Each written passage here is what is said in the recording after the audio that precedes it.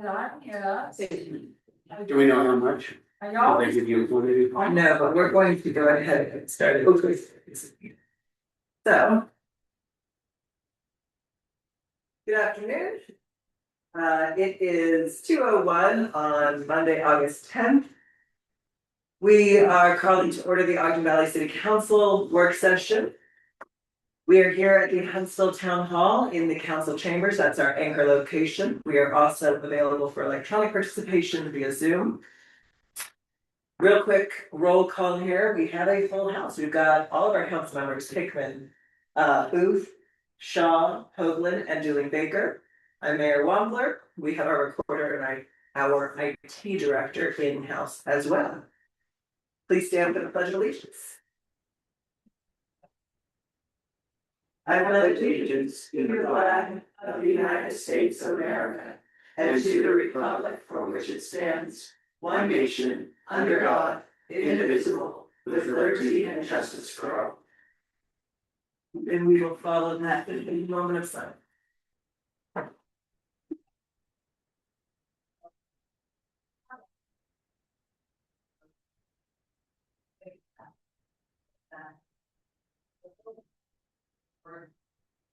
Thank you very much.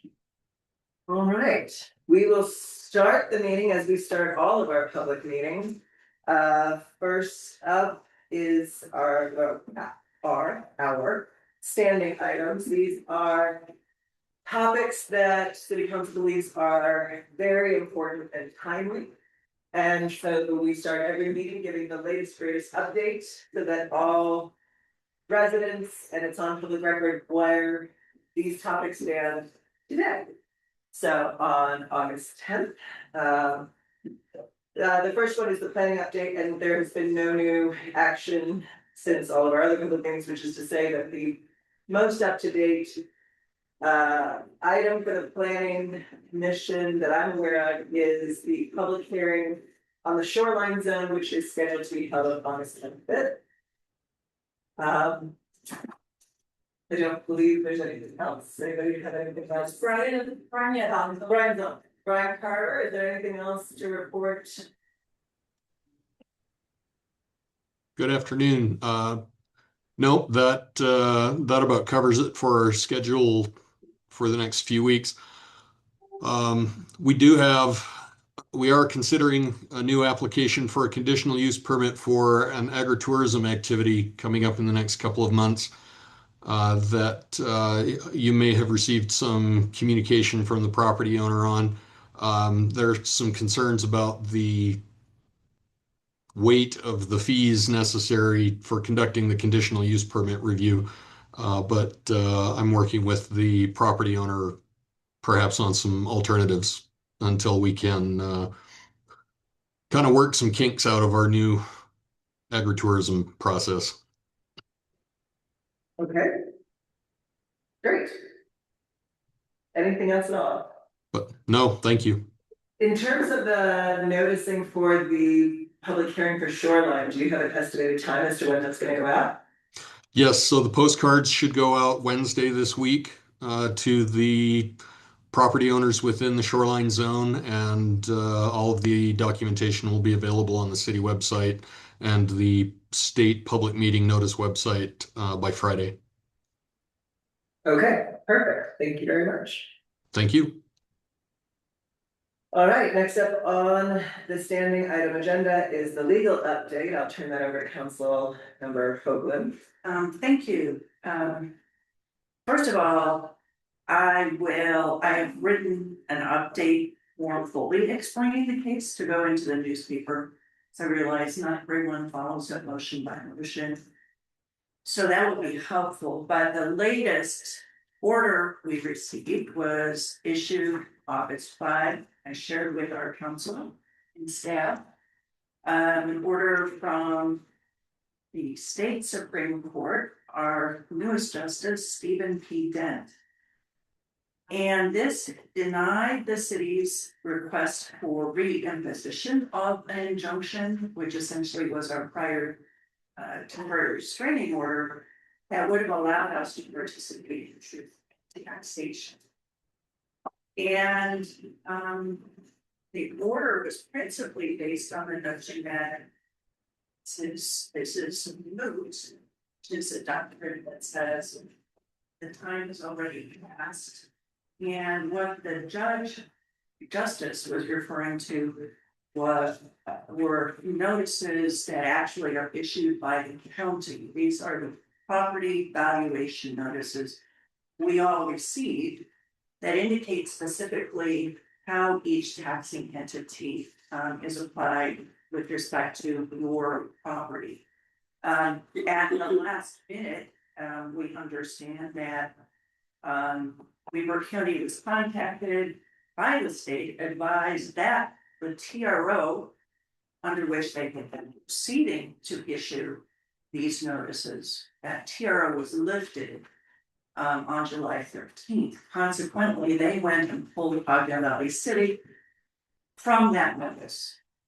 And so the justice ruled, well, that time's passed, that's a part of truth in taxation, and by the way, Ogden Valley, you could have sued the county, which is something that our attorney does not agree with. And there are doctrines about that, but we will discuss that later. So in any event, the case is still alive. The issue, the principal issue is still ripe for the court to consider. And we'll update you as we learn about the timing of that hopeful consideration of the real issue, whether tax commission rules can countermand statutory rights that we as the city have. That's it. So, when I read what you sent out, it sounded like the case was not, like the Supreme Court had ruled against it. Was I reading it wrong? You were reading the outcome wrong in that the only thing he denied was to reimpose the temporary restraining order, or he calls it injunctive relief. He did not dismiss the case entirely. Yeah, so it's still active, and we will be discussing next steps to take in the litigation. Thank you for that. You're welcome. Okay, so the next item on the standing agenda is the finance budget and truth and taxation update. This paired with the proposed property tax impact schedule. So first, I want to say, actually, before truth and taxation, I just want to say that finance committee continues to move forward with all of the duties of, you know, as being a city, what we have to do financially to comply with state codes, and that means we are in particular moving forward with identifying an auditing company, because we have to do an annual audit of the fiscal year. We were alive for 6 months of fiscal 26. We must turn in a fiscal 26 budget with a full audit. So that finance committee is still moving forward with all of that. That's fiscal 26. Separately, as far as the budget and truth and taxation and tax impact schedule update goes, we have our public hearing tomorrow. Tomorrow is August 11th, starting at 6 p.m. live right here in this room. People are welcome to participate electronically.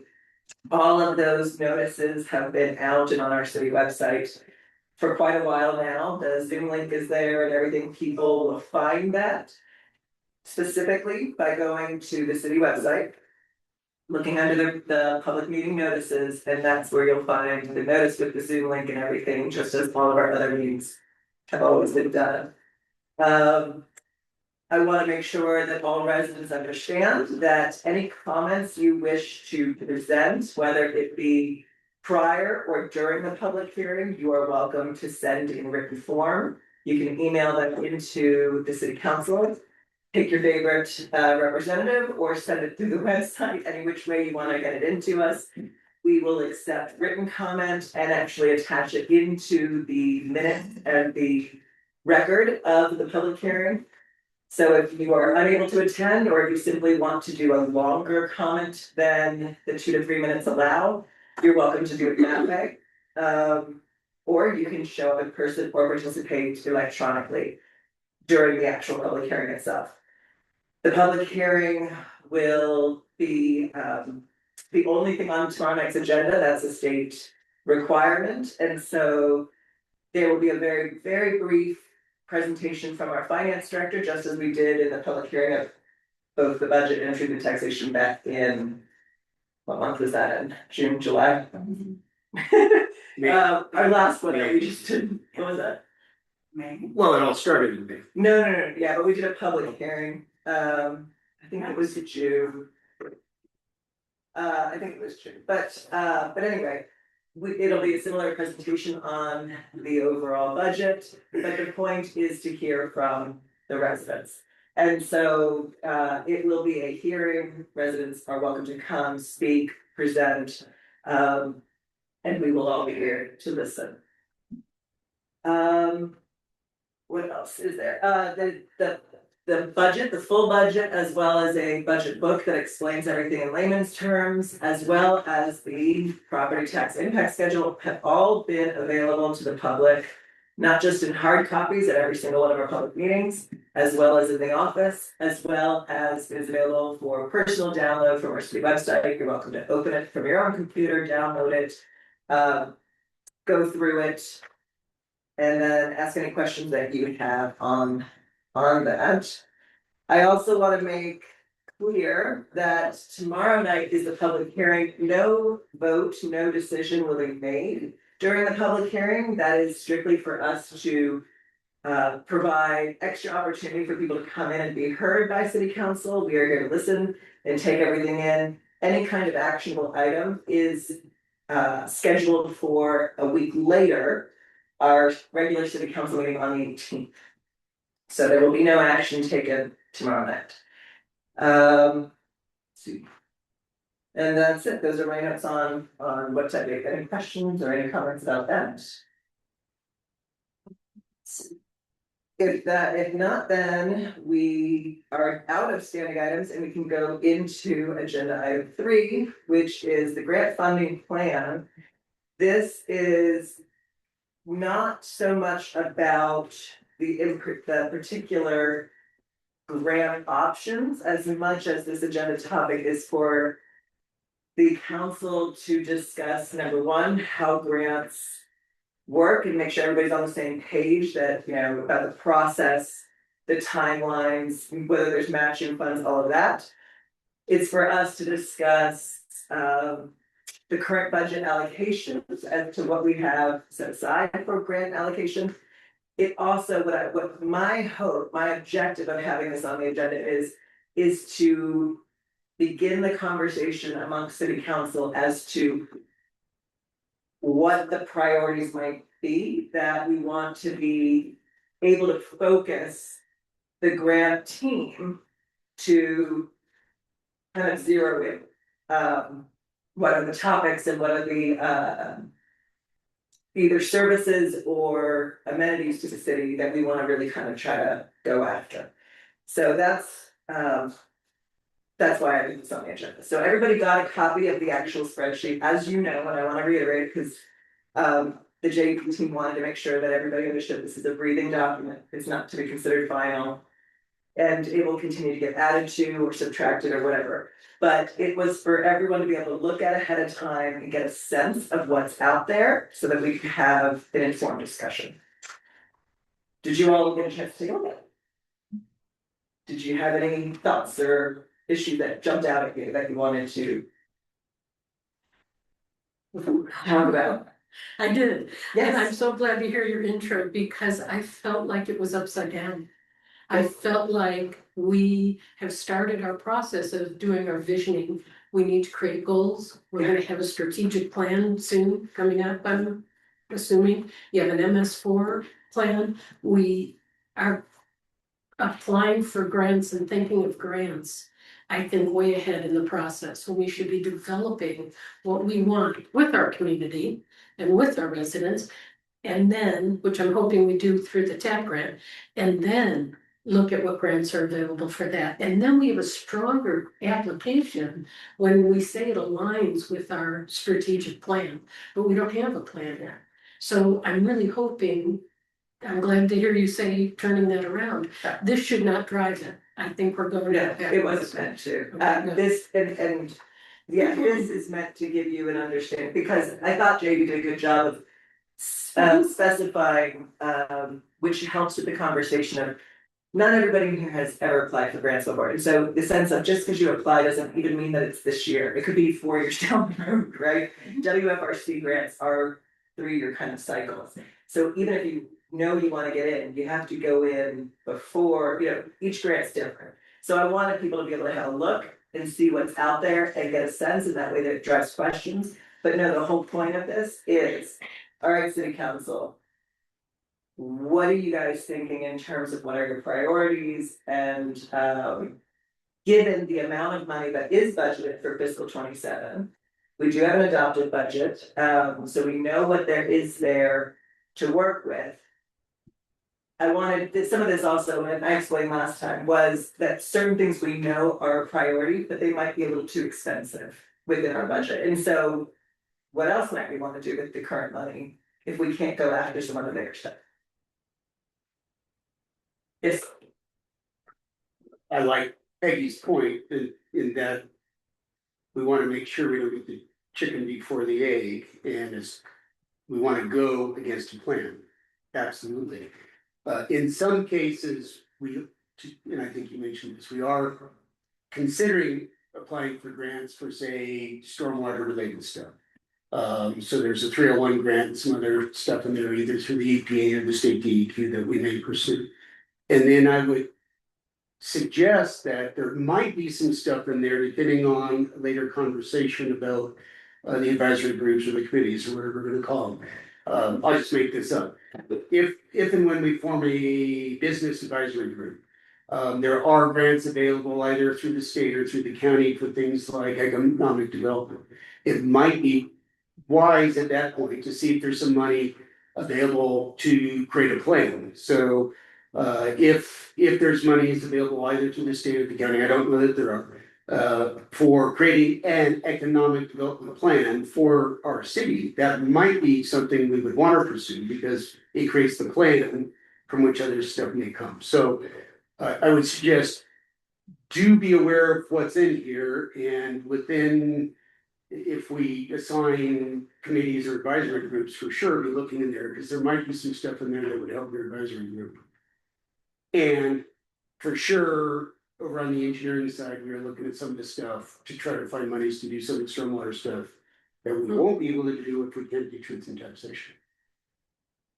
Councilor Shaw. Well, so you mentioned economic development, right? And they've got some in here, economic development projects like the Utah Rural Economic Blueprint Program, which I looked at and I thought that would be probably a good one to have, because it said, it puts with an economic development strategic plan in place, communities will be in a better position to communicate their goals.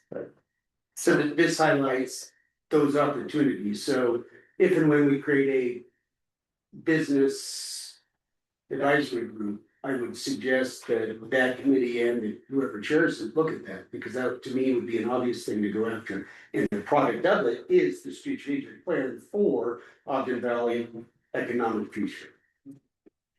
So can I also ask, don't we have a grant for the master plan?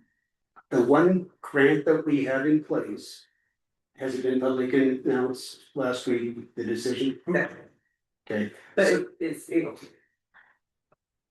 should we do that today? So the decision has been made, right? My looking through all the. We still are negotiating the pieces of the contract, but the decision.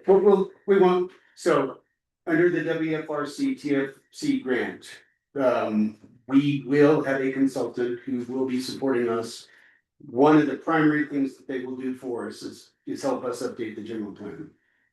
As part of that, they will also create a transportation master plan. Right, So that is funded by a grant that we went forward starting last November. because I saw grant transportation master plan in here, Mhm. and I wondered if that is what we have already, or this is separate. So we will get a transportation master plan out of That'd be great. out of what we've already received grant monies for. And then, Correctly. right, and the way this will work over time is is the products of the current work will, I'll call them babies, will generate future work. So the general plan will suggest certain things, the transportation master plan will suggest certain things that we will, or we should go after future grants to do X, Y, and Z to do what we say in the plan, So if that wouldn't, makes sense. wouldn't our master plan also feed into our goals? Yes. It should be It should. driving. Yes. I mean, but we don't have plans for the whole, our whole vision in our city. We have, you know, we have transportation plan that's coming up to be written.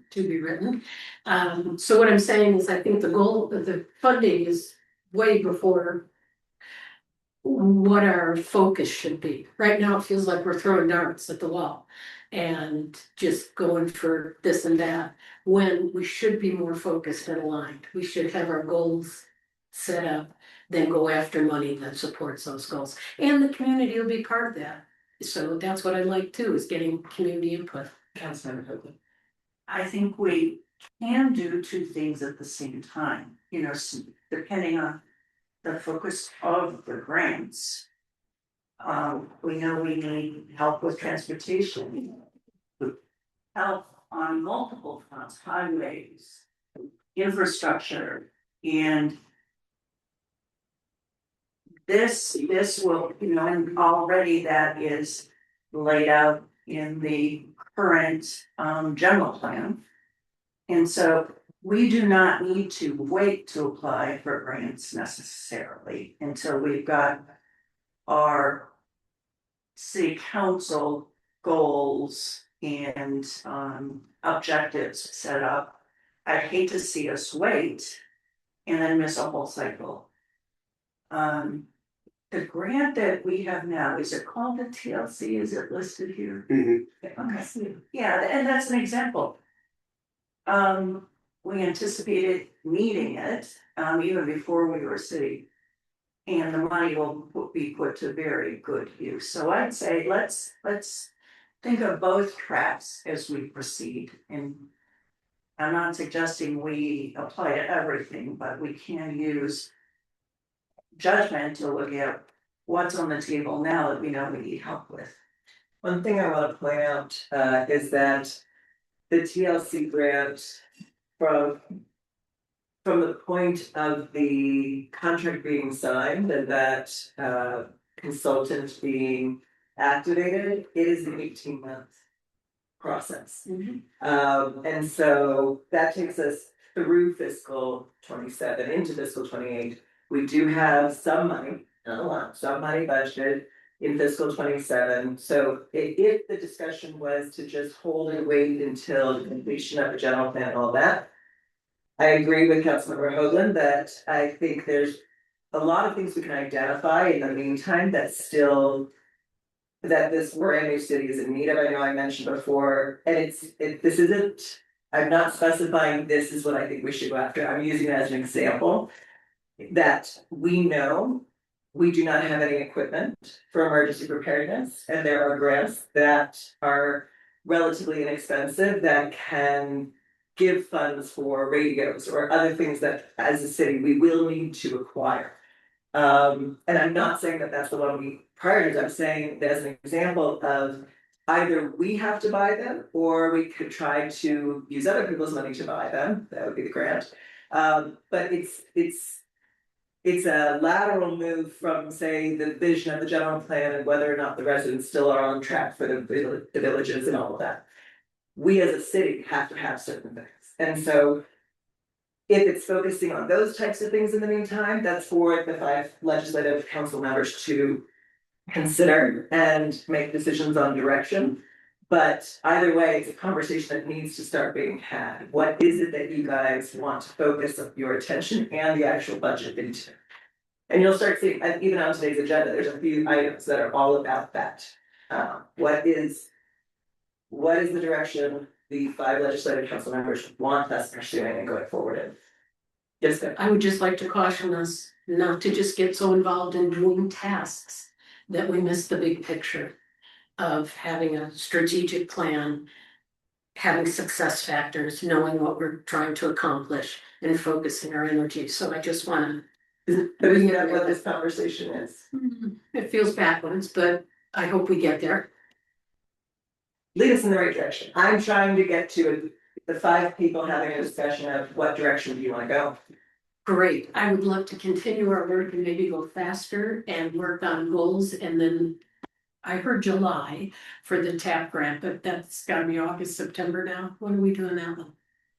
With the transportation plan and We the, will announce the winner sometime soon, and it will begin work. It's an 18-month period of performance. good, and so that's gonna strengthen any grant we write. Because we'll have a plan, we'll Well, have community. it will strengthen transportation related stuff. And it will strengthen land use related stuff, because from products of it will be a new general plan and products will be a transportation management plan. It won't necessarily strengthen economic development or those sorts of things. Right, So there's a whole bunch of the rest of the city functions that might lend themselves if we see an opportunity to go after. I'm with you, let's get our strategic plan done for sure, but you know, if an opportunity pops up, we should bring it here and say, hey, this opportunity pops up, aligns with our vision or goes this way. Yay or nay, go after it, is how I look at it. and that would be my 2 cents also. Keep asking Christine to move us forward, to get this done, to get us to have, and the community to have input on what direction we wanna go to, then go after the grants that support that. Because if we're looking at a 50% match, in some cases 20%, 10%, some are free, and I say go for it. If they're free, yes, that's great, let's go for it. But if it would commit us to money right now this year, I'm a little hesitant to go down those tracks. I would rather us say, let's go for the freebies, let's go for the ones that align to our plans. Like the watershed. Yeah, we got, that's all set up and it seems like there's a good partnership. You can show that there's been work with the community. So yes, that would be a natural. There's a couple I marked like that are, you know, doable right now. But I say some of the other big money ones, and maybe the other thing I would think about is we need to, as a community, get going on the Olympic thing and talk about that. Cause there's money to be had there. I don't know if you're aware, I go to every Olympic meeting. Oh, nice, if you could update us on what's happening with those, that'd be great. But our community too, I mean, could be another committee to get everybody together. But anyway, that's my 2 cents on it, I don't know how everyone else feels. Did you say that you marked them? Which ones did you mark? Just in row? I just highlighted them on one. Do you wanna? Which ones were you like? I wrote some then. I didn't highlight. Oh, some that were freebies, I thought, you know, okay, then, do you want me to start at the top? If you want, I mean, originally this was going to be a directional conversation, but to your point. I've now heard 2 voting members say if they're free, go for it, and so might as well take a check next to those 2, or however many there are. Okay, there's no specific match amount. People for Bikes Coalition, Oh, that can. let's throw that and get some bikes to craft. People for everybody. Yeah, I think, It's something where, let's start at the top, I'm sorry. Yeah. So if anyone has anything in the first transportation master plan. well, that was my question, do we already have it? Because I wasn't sure, because we did have something, so. And I don't know if we wanna wait to find out what our plan says and if these fit. That's only a couple months. It's 18 months. What's the? Well, it's So- finished. With the transportation one. For us to reapply through WFRC, we will wait a year until we reapply. Cause they're simply not gonna give us any money in the middle of a current contract, period. Now, we might apply again to WACOG, but remember, we considered doing 30, the one over by Kathy, and we decided not to, but. Maybe out of our work over the next year, we discover that there's a road that needs fixed, and maybe we'll go back to WACOG, but that's not on this list. Go ahead, next one. So first page, transportation master plan, there was nothing there, 2 there, nobody's saying anything, roadway funding, there's 1, 2, 3, 4, nobody's saying anything. I have some yellows that I think would be There's one. second tier. Which one? Safe routes. There's one. Safe routes to school is a yellow, okay. What's, That's it for that. okay. Multimodal funding trail master plan. That's the next section. Or the grant is one I had. Or about you highlighted. So out of the work that will start sometime in the next couple of weeks, there will be whatever the term of art is, the bikes, part of the transportation commission. And active. Active transportation, thank you. Yeah. So that will exist in That's what I was wondering. So was there anything you'd highlighted? That's what I'm doing. In multimodal Yes, funding, I have 1, 2, 3 green and 2 red. can you name them? The green, I have People for Bikes Coalition Okay. and the Yamaha Outdoor Access. Even though, yeah, so because there's no requirement for match, so those two I thought, okay, we could do those two. Okay. And then the other ones I have yellow would be the Transportation Land Use Connection, the TLC grant. that's the one we're currently doing, we've got Okay. it right here. Good. And then. And the Prop 1, Okay. Weaver County Prop 1, strict minimum match, so that's why it was a yellow of 10,000. Yeah, so that's the one that we decided not to go after. That's the wake up one. The way it goes. Oh, okay. I So we didn't see might. that. So I think we should keep it as yellow. Yeah, keep it as a yellow, second tier. Okay, Transportation, the TAP that we're doing. that was the other. Yeah. Okay, They end up being the same thing, TLC and TAP are the same thing. Okay, so those two are yellow. okay, Oh, and then the Utah Trails Network, also green. green, okay, Saw that. great. Oh, there's one more. Which one? Right, we could always apply for a ramp grant. Yeah, absolutely. So I think we need to keep that in mind too. That was green? Yes, Okay. that was just my And we, thoughts. my understanding is we do as a municipality get some of the grant monies, We do, We do. we've already. got which is separate from grant. Yes. Just FYI. Councilor Shaw. Usually. Just when looking at ORPA, it involves community parks and We don't know any part. Which one are you on to? multimodal is the first one, the ORPA Outdoor Recreation Planning Assistance. I believe that is the one that Alan used through Eden Valley Trails. Is that? He has informed me that they did win the grant. Yeah. So at some point he'll be sending us information, we call it And a $10,000 match, which we should be able to use our revenues for. Yeah. And that one I didn't mark it off, and so I didn't. Yeah, that's one I put some. Yeah. Okay, stormwater, I mean, it sounds like you two were the only two that marked anything, so stormwater, just so we have a shared understanding. I have the second one in yellow. The second one was yellow, And yes, yeah, okay, both of you did, both of us. okay, and then anything under I did, watershed health, I did the watershed, it's Mhm. free. that's the first or second one? Is that the same one? The summer. Yes, did the first is that one. one? Yeah.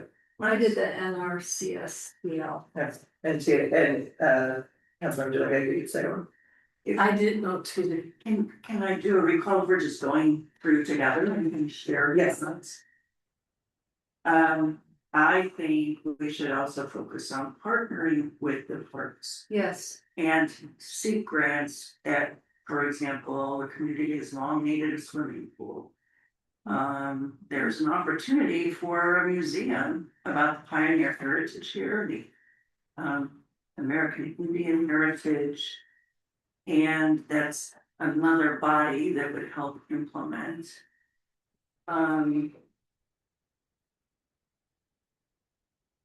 Going forward, I would look at anything regarding stormwater. And Yeah. scale it as needed for the match, referring to the stormwater experts. There we go, we'll come back to you, but Sure. we can't actually do the one that we're looking at is the alternate one, which I think Sure. we both mentioned. Cause we might be able to get some money on it. But back to the.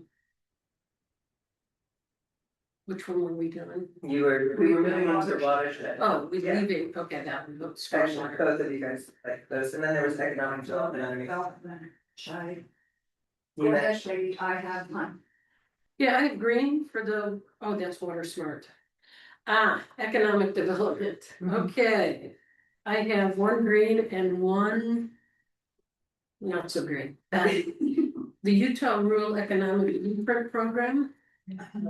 Okay, that's one that, yes, Councilor Shaw also did, so both. Yeah, I thought that looked good. Okay, The other one that was, oh, Did you wanna talk about that? Just if we're going in sequence, That I was- would look at all of the economic development projects.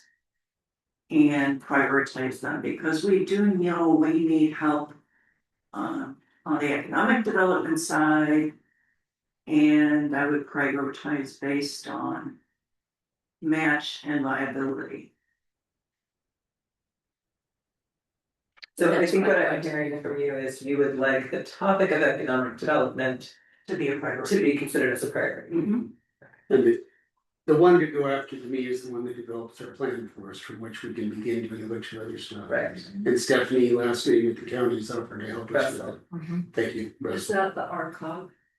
I believe it, I believe it, I don't, but yeah, It's hard to know. I think it is.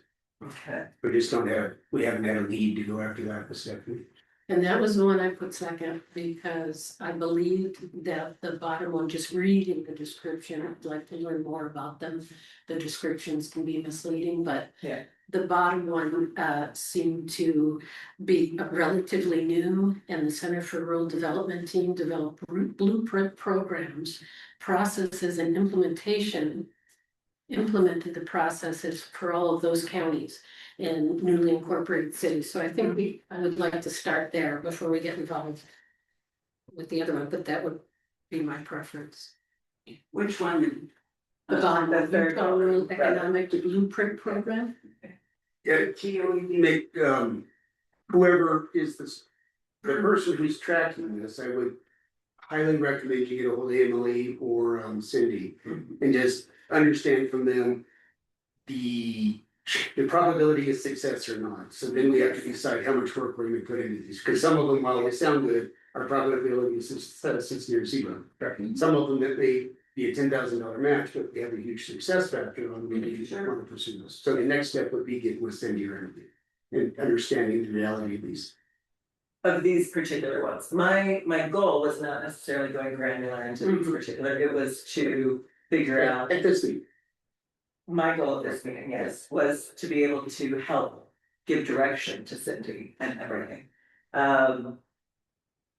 Because we haven't actually had that discussion at the city council level. So, but this is the path we're on, so the next thing is energy infrastructure projects. Very cool. Red, Then after that, it's Olympic funding ERA, opportunities. I put What? ERA. Which one, the ERA? there's, Oh, that's the last one. Yeah, improvements in rural remote areas. I also thought the one above it had potential.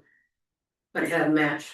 But Did you have a yellow or? yeah, All right, so the next topic under that is the Olympic funding opportunities. Looks like I skipped that one. so are you on the Podium 34 initiative? Are you one of the mayors on that board? I am on the regional organizing committee. That looked good. I think we should get, We should get me on there. you should get on there. Yeah, that's what I am on. Which, are you talking about the regional organizing? No, Podium 34. Oh, no, okay, all right, thanks. And also Olympic legacy funding. If, that's the other thing, we haven't had a conversation, and I don't know how many of you were here at the last Olympics, you probably was. Yeah. Yeah, The place was dead, nobody was here.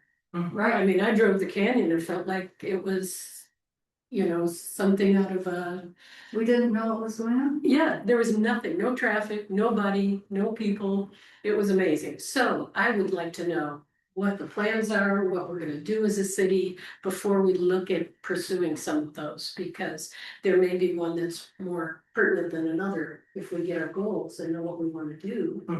Then, or what people are planning, I don't know, Snow Basin, Powder, or city, we don't know what's gonna happen.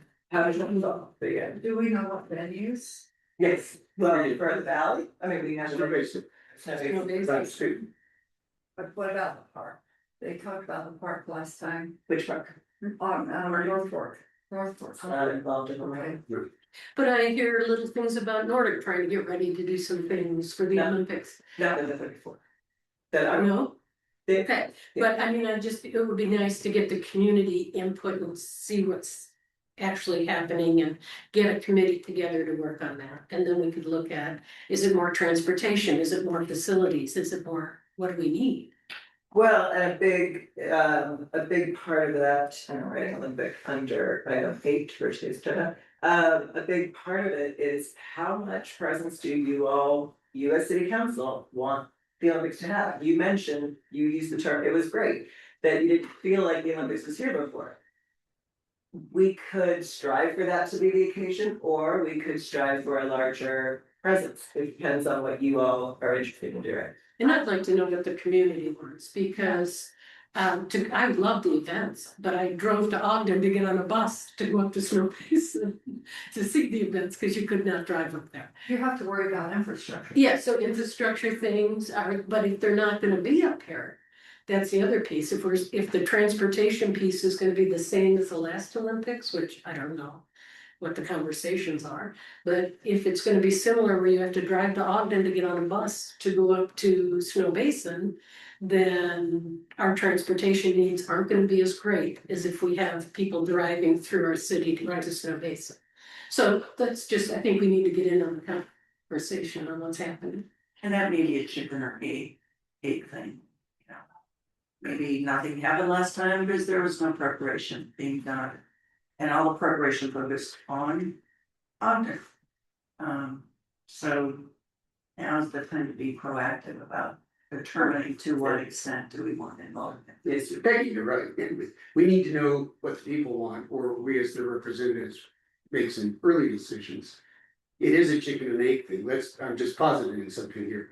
If we wanted to be known as a Olympic city, whatever that means, so let's just put that out there, then we need to say, we want X. And X might be, we want to be able to host, maybe it's transportation, maybe it's parking, maybe it's whatever. And the chicken and egg thing comes, all right, in order to do so, we need X, Y, Z infrastructure, which we don't have. Therefore, we get something, the Olympics get something. We get new roads and parking lots, they get access during the Olympics. But the first thing is, do we want this or not?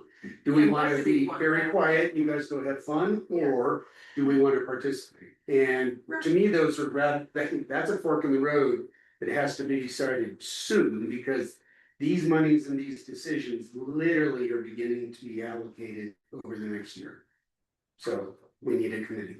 So that's what I'm saying, we need our goal and then we need to go after it, whatever that is. So, is there a timeline that you guys can identify for the council to set to get that kind of decision done? Well, so he mentioned a committee, right?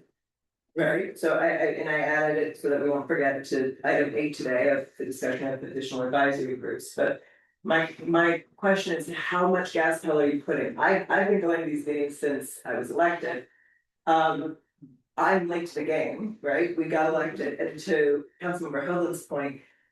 There was no one representing the valley last time because we weren't an entity, and so when I attended my very first one, these people have already been meeting for over a year.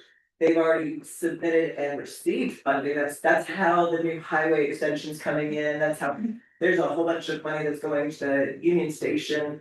They're looking to do metal programs there. I show up at the table and I start going, cool, we could do some of this stuff on our end of the valley too, but I do need to know whether or not the council wants that. Do you want to be quiet or do you want to participate? I know that I've had conversations with Councilmember Hickman in the past when we both attended the adaptive sports competition last winter, and we had discussed just the two of us, what a great idea we would like this valley to become known as an adaptive sport destination. I think that we have a phenomenal nonprofit that is incredibly strong and successful, and I think that we could do partnerships as a city. But that's 2 people, 1 doesn't vote, so really it has to depend on what you guys are doing. But I will say that I mentioned that in one of our Olympic meetings, and people were ecstatic. And they, admit it, there's a ton of money in adaptive sports that no one's concentrating on because most people just concentrate on the other side of the Olympics. And I should have said So- Olympic and Paralympic. I'm sorry, I left that out. But my point is. Because that is a complete picture of the. My point is, so my next meeting is in September, the beginning of September. And what I'm hearing is.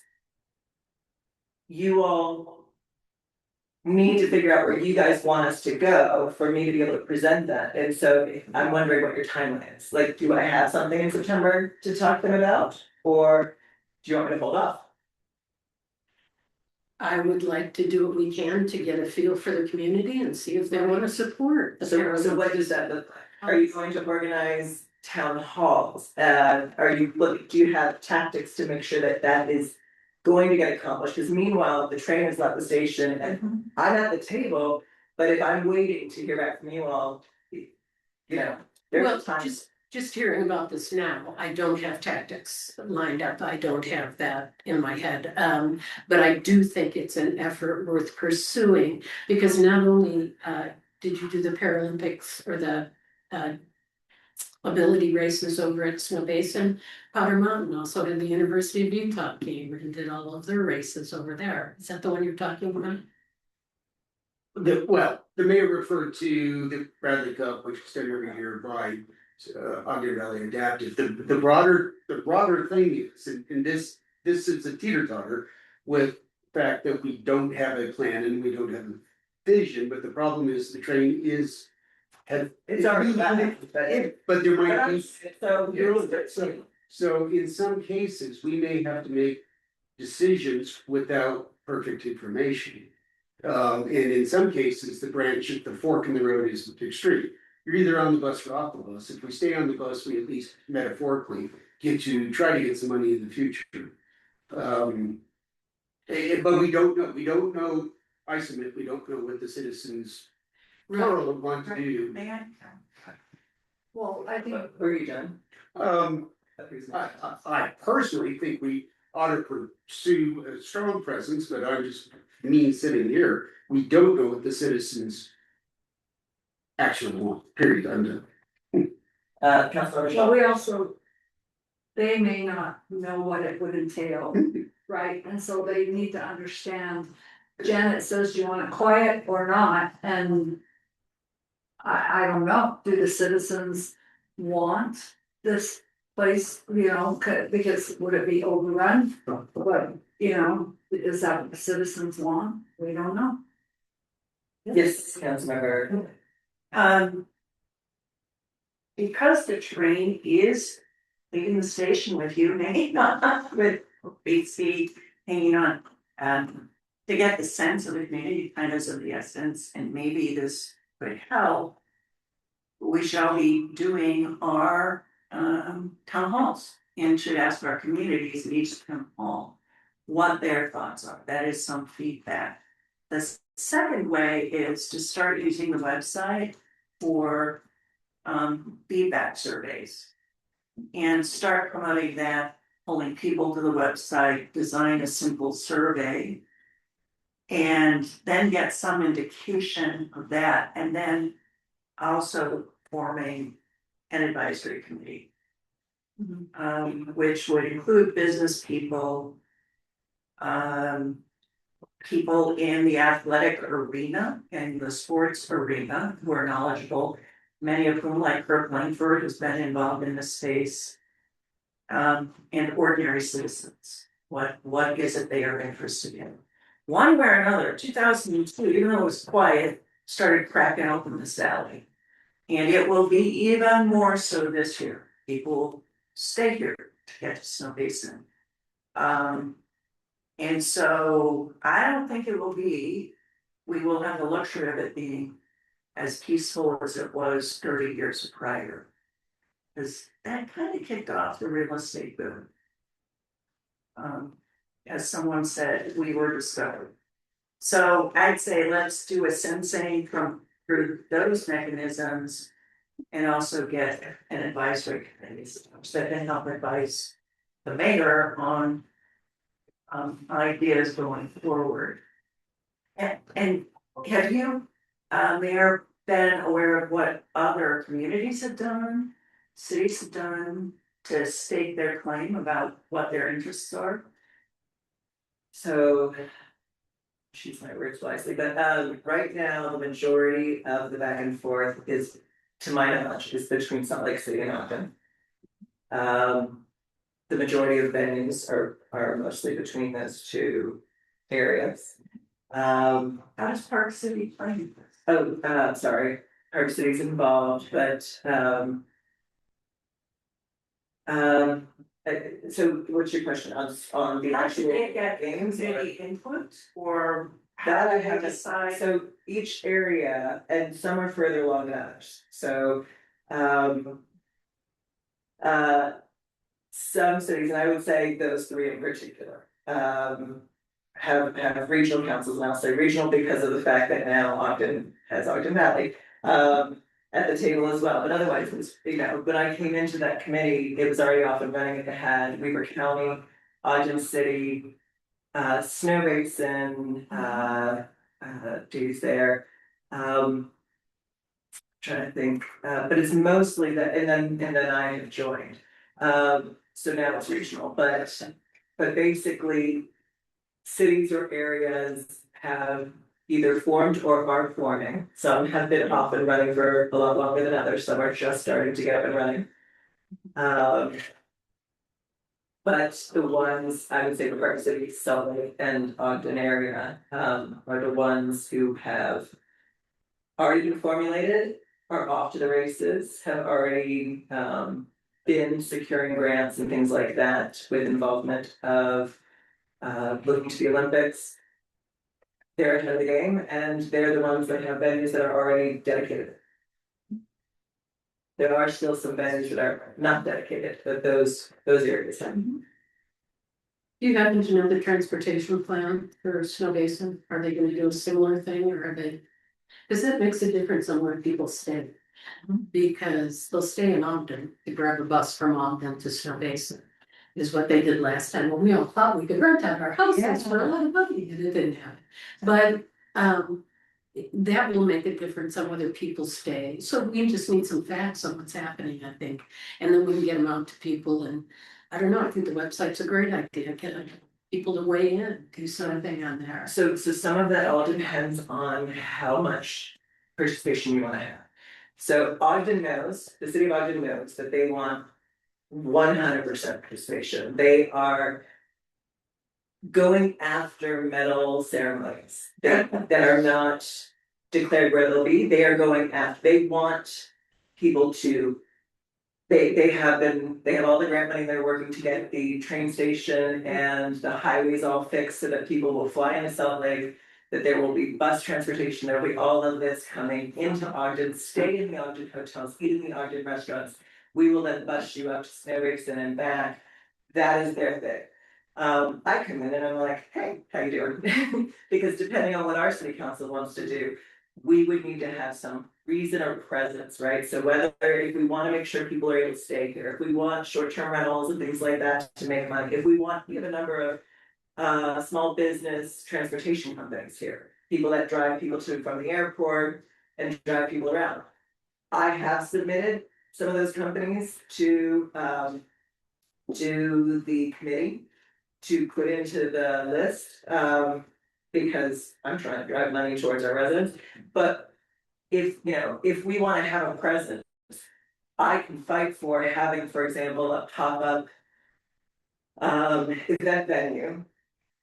Just, and this is all deliberate and I need it to be known for all people, including people who own this property.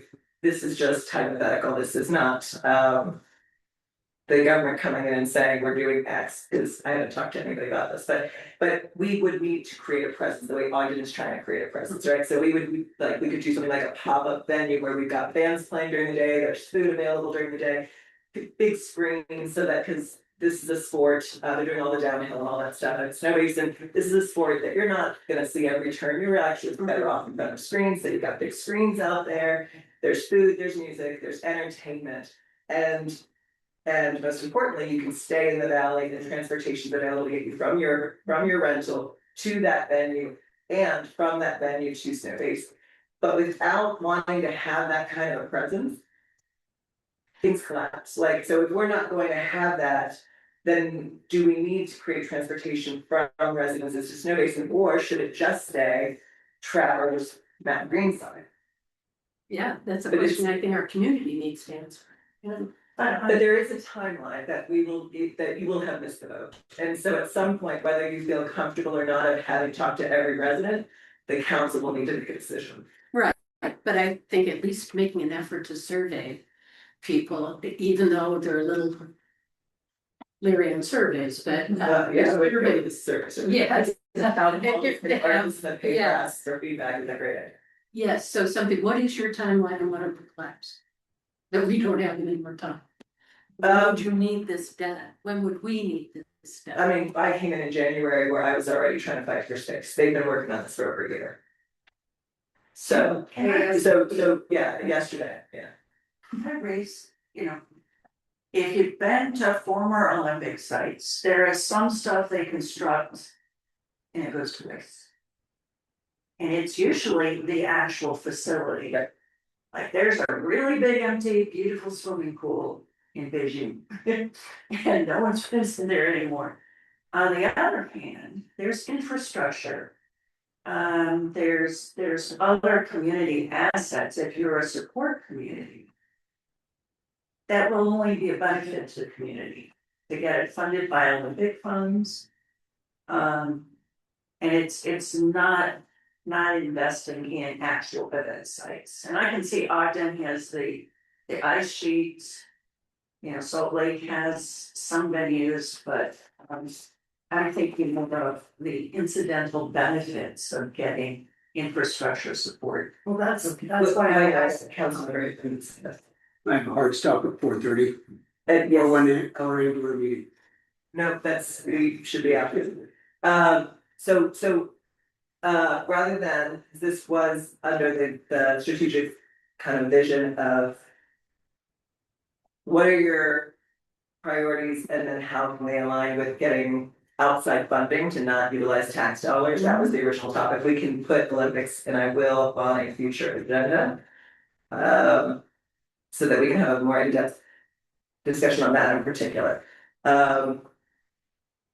So, sorry, unless there was something that just is for clarification, let's go back to the original topic. And that is to finish this up, so it wasn't really supposed to be about these particular, that was the whole point, this is a breathing document. No, this is not all encompassing, there are plenty, what we need to know is what is the direction? And for example, and Councilmember Hickman, while you were out, I had mentioned that we know we need money for roads and infrastructure like that, however, roads are so expensive that sometimes the match is just too much for what we currently have budgeted. But there are other items that we also need that aren't our absolute focus, but do actually, they are in fact needed by the new city. And they're cheaper. And so maybe we think about, it's not our number one priority or even our number 4 priority, but we can afford it and we need it. And that was really the direction I was trying to have this conversation go. And by the way, with roads, it's my understanding, we can use impact fees, and so. But also, our impact fees must be capped before they expire. So I just wanna, so she has put stuff, and I think we're all aware, she wants to make sure that we do prioritize anything that we can use, especially the impact fees that are expiring sooner. We want to prioritize that, I fully agree. So we can make some of this affordable. So I fully agree with that, and then we can go into detail later about some of the stuff there, but great. Not just weeds. Yeah, that's what I'm talking And which I will talk more about in the advisory group, but yes. Can I just Yes, ask, sir. like, for impact fees with multimodal funding, trail master plan go in that? Because the roads would, right, but the trail master plan. For example, we are gonna use our impact fees to pay our match for what Alan perceived as a grant. Plus also, there's $1 million rolled over from Weber County for trails. That's it, Yeah, there you go. Yes, so those are potential uses. Okay. All right, so just please, I'm asking that the city council just go back, keep this thought in your head in terms of there is, I believe, off the top of my head, I believe it's $40,000 that we had set aside in the adopted budget for grant matching. And we don't have to use that, but it is there, that's the total, there's no more than that. And so when you start thinking about things that you might wanna do, consider that that is the total amount, yes. So that was a question I had because on these, like it says, roadway funding, budget $8,000. Is that for grant matching? Is like, what is that? The transportation master plan budget $79,000. Is that, can that be used as matching funds? Are you, I'm looking at the top here where it says 2027 budget, $79,000 trying, on the transportation master plan. trying to. This very first one. Yeah, but I'm looking to find what you're No, saying. it's a heading. Transportation master plan It says priority, equals must do 2027 Oh. 79,000. that's a Councilman Pickman. I don't know if you have a quick answer or else we can answer it after looking into some other thing. Where She's in the grade, she's in the grade. so. Cindy probably put in there. From our application for the TFC grant, how much of the 200,000 would go towards transportation plan? Oh, Probably. okay. That wasn't clear to me. I thought in our budget, we could put 79,000. But in what we've done in our fiscal 27 budget is set aside 40 or 60, whatever it is for the matches, plus we have impact fees. And my understanding of what Cindy and Emily can do and would do next is we'll give them, we're interested in these, whatever it is, 12.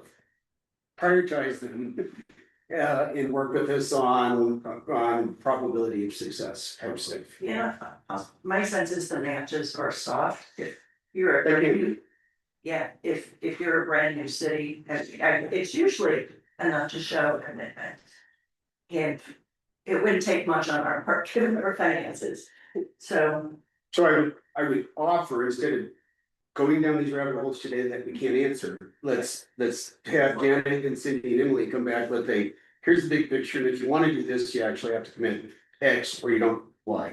Well, I'm gonna say that we're not gonna come back, I'm looking for you all to give direction, because we do have, 5 more months.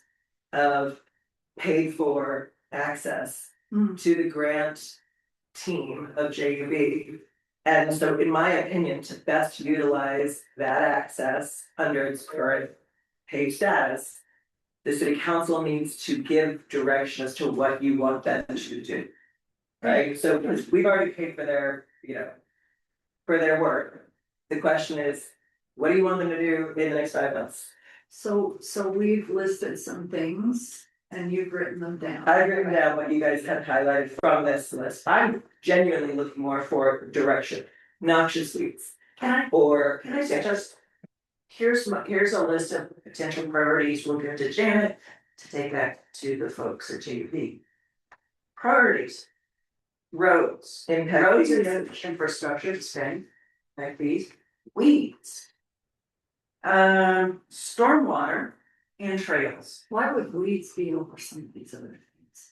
Well, that's why I need to In hear. no particular order, I need to hear. it's in no particular order. And part of that is probability of success, spending a bunch of time and money and going after something we're not gonna get versus spending a little bit of time and money about something we're gonna get. We'll probably get leads. Yeah, Is- because we do have weeds. Right.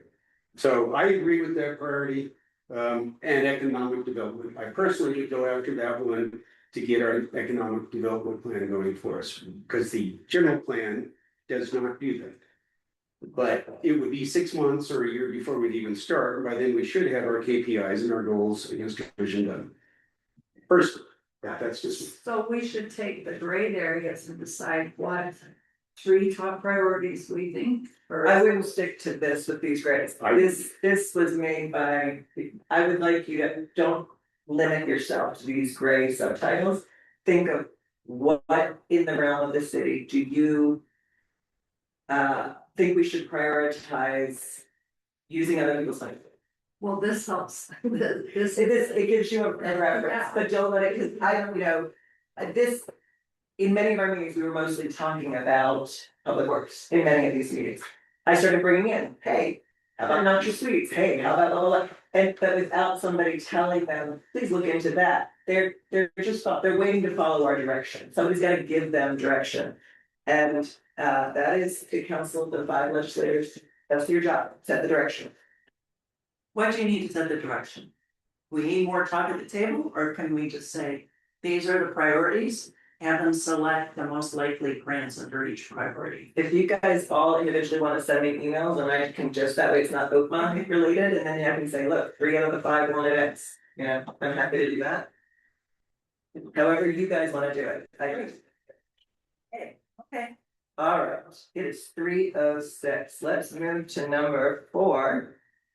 Discussion on critical steps to initiate the hiring process. I did write down 3 subcategories so that we would not forget to discuss them, but I also put et cetera to make sure that you all knew it was not meant to be. Exclusive, thank you. Okay, exclusive. So just to make sure that we are having a discussion. We have passed this resolution of the direction we want to go in terms of going into a structure that is streamlined along with this, the form of government and all that stuff.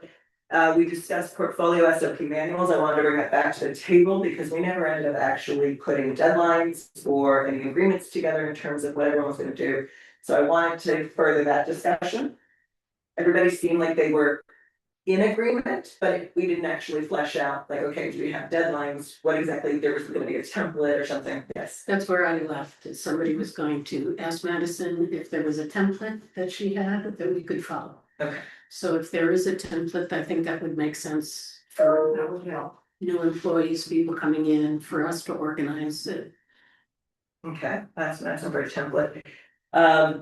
That makes sense to me. Is there anything else that anybody thinks we should focus on for those SOP manuals, or you wanna start with a template?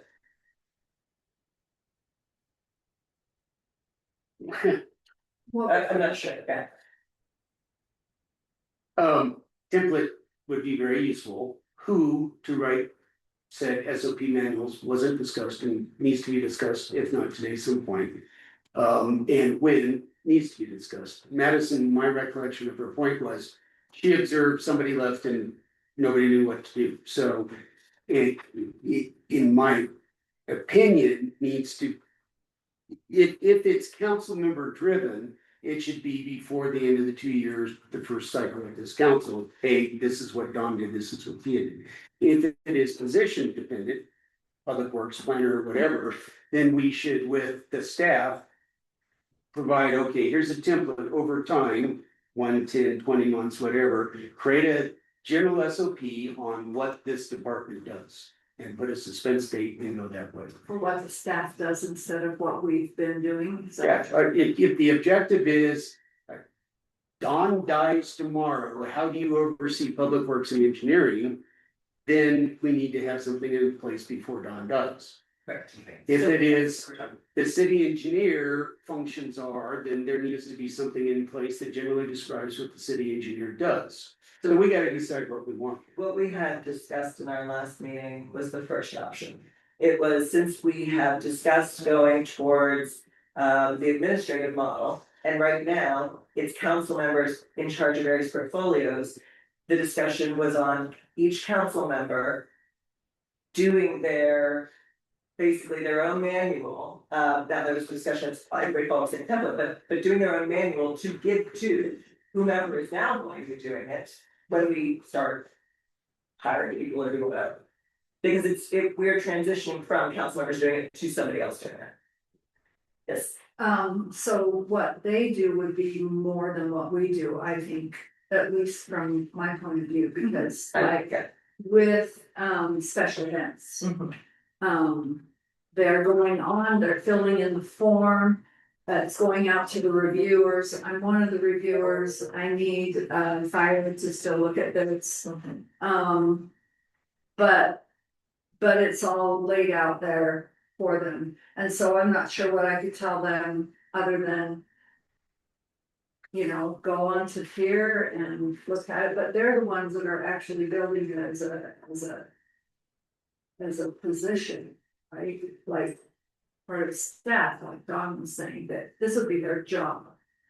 And I'm actually overseeing somebody else's job as I see it. Mhm. This is what Crystalline does for her job in business licenses. This is what Scott does for his job in special events. So I couldn't speak to what they're doing Mhm. so much as The my overall process. overview. Yeah, You know, it would be an overview. I think for each of us, we've worked in functional areas. And number one, it's good to have the history of what was done for the first 6 months. Number two, it's necessary to have contacts. Phone numbers, the names of the people that are that critical resource. And websites, and what are the resources the next person's doing this would need. And then for people working under contract or otherwise, they have their starting point from where we may have left off. Does that make sense? But, Mhm. yes, I don't wanna overthink this, there we go. Okay. Cause if and when we hire an administrator, that administrator is going to do what I've been doing, You bet. probably. But he'll And know. it's gonna be doing what he has been doing, it's gonna be doing what Chad's been doing, so let's not overthink this. Right, but they don't know, they don't know who Crystalline is, Right. what's her phone. Right. It's like an There we go. orientation manual. There we go, okay, So a 2-page, there we go. okay, now we're distilled it into, 2 pages. as long as we're clear, so, I don't know, within a month or something, 6 weeks, by the end of September. I think a month would be great, but it depends on if you guys. As an HR work type, I'll suggest an outline and make it easy and short. The shorter. It could even be 1 page, but just essential information. Okay, but I imagine on each one of your portfolios, right? So like, for example. yes, okay, Right? yeah. Cause you have emergency and you have business license and you have special events, the one on each, yeah. Okay, priority positions and budget allocations, those are the other two that I wanna make sure that we touched on, and then the center was in case that grew to any other items people have. So priority positions and budget allocation, so, I wanted to, at least when it comes to budget, there was some comments made, there were some comments made in previous meetings. And I want to make sure everybody's on the same page when it comes to any administrative money. In our adopted budget, the one that's already adopted, there was discussion of, oh, there was 80,000, and I said, no, there's 340. And I want to make sure everybody's on the same page and they all see where the money is and you know, what we're talking about. Does anybody have questions on that? No, I'm on the budget page, are you gonna tell us? Okay, I'm getting there right now, and. That you don't have any questions, or what did you? No, I was hoping you were gonna point out all the different places, because I worked off of Don's email. Slideshow that said this much was for this, you know, your errors. According to the budget page, and so that's what I responded to. And it was not 300,000, it was more like maybe 87 or something. And what I copied was straight off of our budget book, which is what Jerry produced, which is on her website. And she got that out of our budget. So what was in our budget book is how we allocated the monies in budget for various hiring actions. We can always change those, but that's what we did back in May and June. So that's what so it's straight out of the budget book, it's on our website. Which means straight off the spreadsheet, I'm sure is where Sherry did. Mhm. I pulled up the budget, I pulled up the budget book, it's on our website. so you- Yeah, I'm there. Is it under treasurer? I'm guessing it's under administrative.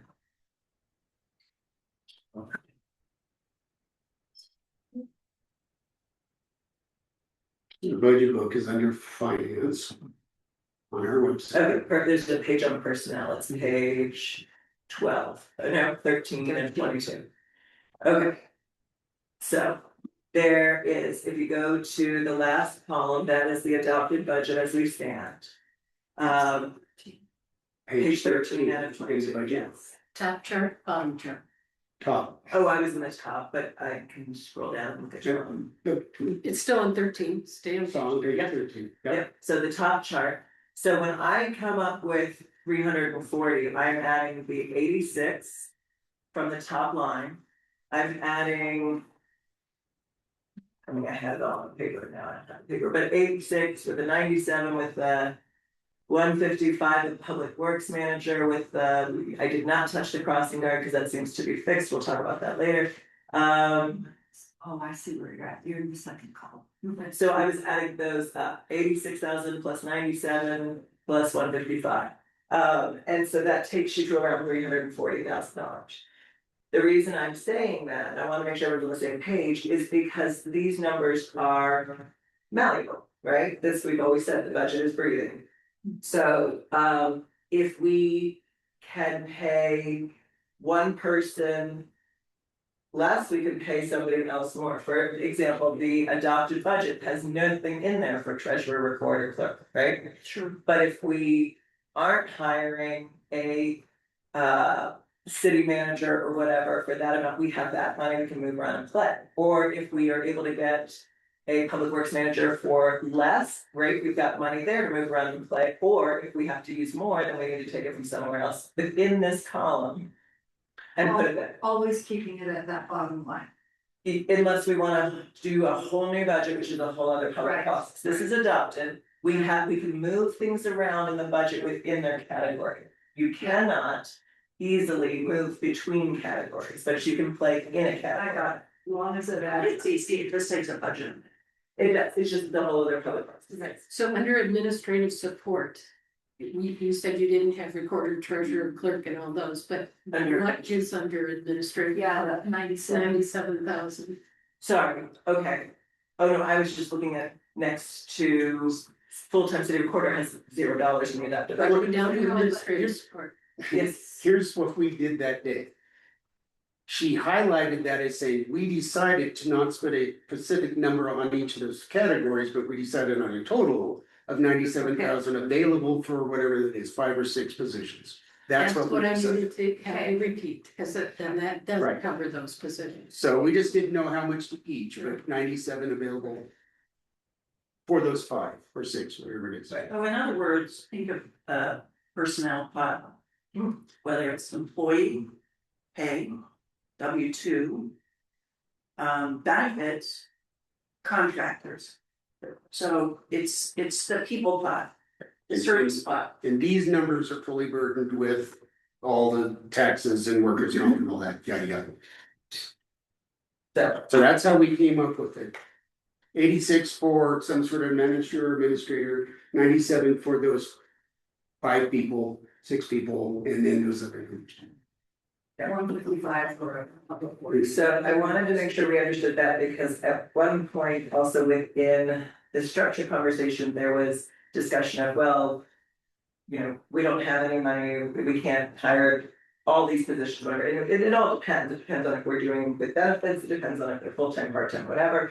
So, but this is the pot in my mind to play with, and I wanna make sure that the council is all on the same page with that, that is the pot. And you counted a total of, Well, I'm sure there's dollars and cents, but in my recollection from this was weeks ago, it was around 340. It's 392 minus the stipend for us, minus the stipend for the mayor, which we have So not the paid total there ourselves. minus. That's how she came. And this is a skinny budget, this is Yeah. It's our already adopted. adopted This is not the budget, TNT, this is our This is our our budget, budget. this is the one we're incorporating. and that's good, we have money to work with if we do want to hire somebody. And one other thing to remember, because we haven't hired anybody, these are annualized numbers. So they're already, at best case, there's 10 months of hiring, so there's in practice extra money there because Because it's not between 12. it's at best, it's 10 months It's worth not of employee spent. versus 12 months of employee. Yeah, So in other words, if we hired a public works manager, it probably wouldn't cost us 155 because it's only 10 instead of 12 months, or frankly 9. By the time we get things going, the earliest we have them in place is by the end of September, probably. Is everybody on the same page? with the total. Okay. With the amount of money, is that what you're asking?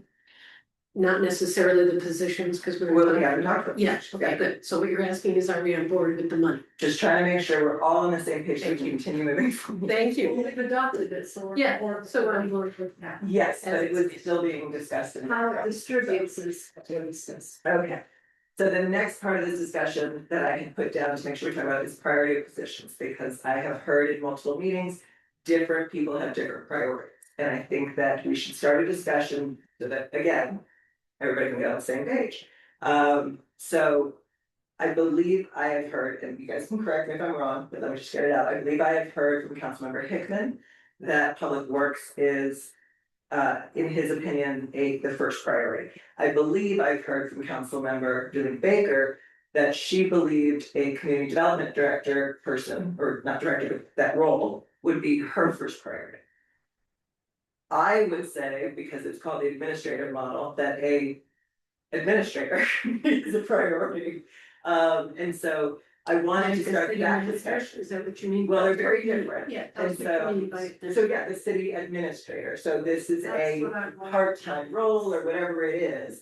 Of the person that according to that structure that was adopted in that resolution.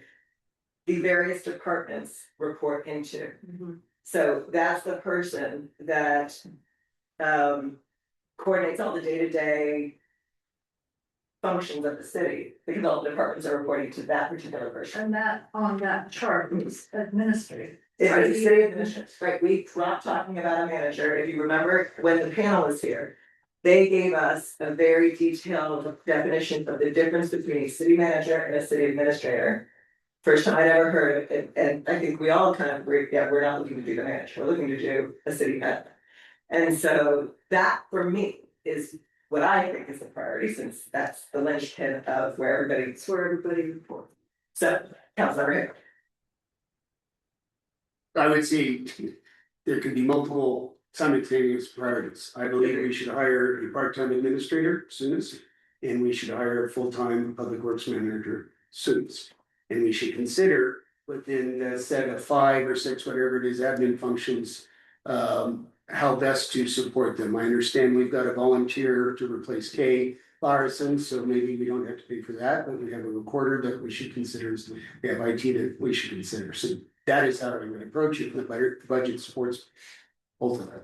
I don't know who went first, so I go with, I just wanted to say my priorities. okay,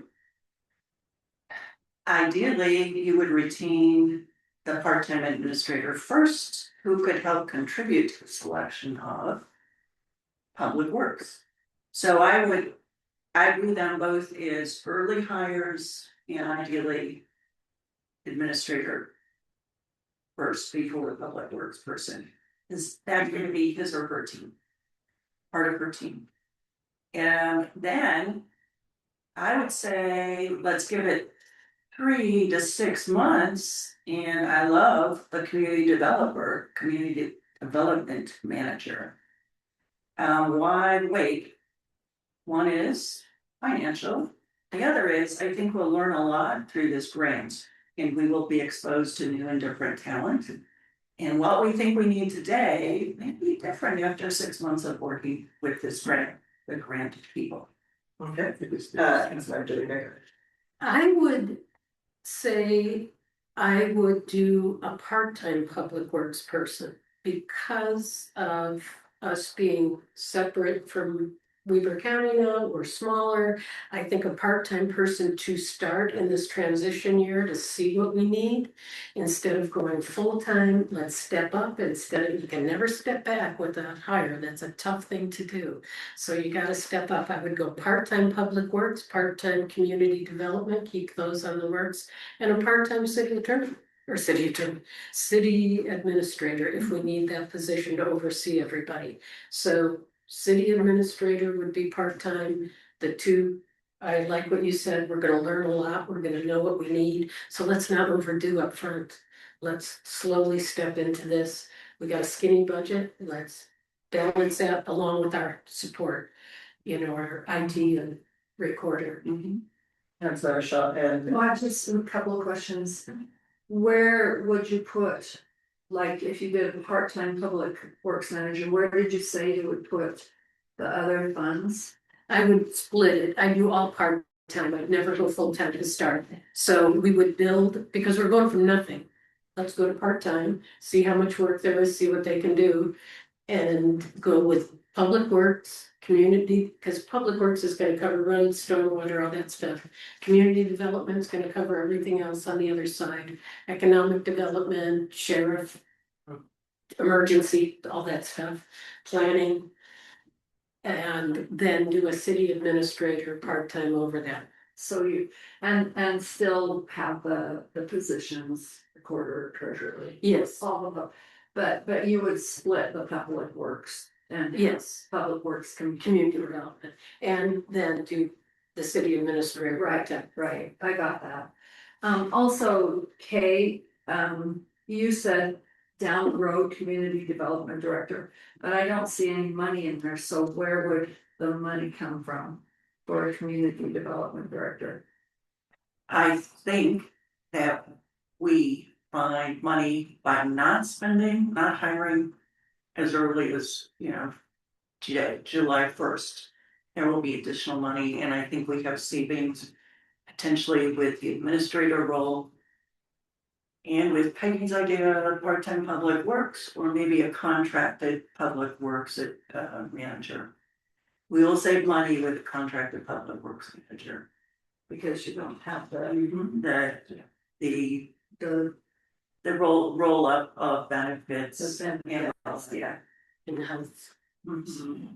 The only thing I wanted to add, and it might be along what you're thinking, is, and I don't want it to turn into, because we've got to keep a tight, at 4 o'clock, we have a closed session to go into, but, is the comment that we're starting from nothing when it comes to public works would not be correct.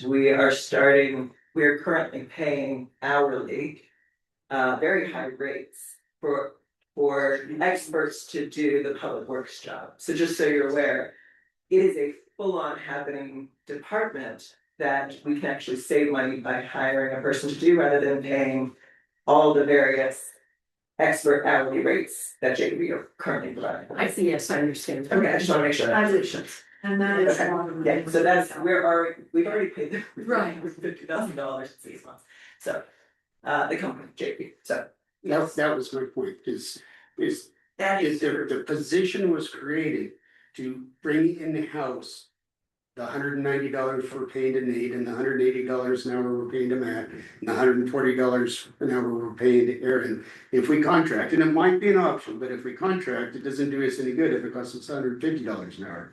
The objective was to find a more economical way to get all this work done, which I think would be put through a W-2, but we can always test the system and see if a contractor would do that. But we're paying these guys, the minimum we're paying is $140 an hour to Aaron, and Aaron's our SWIFT guy right now.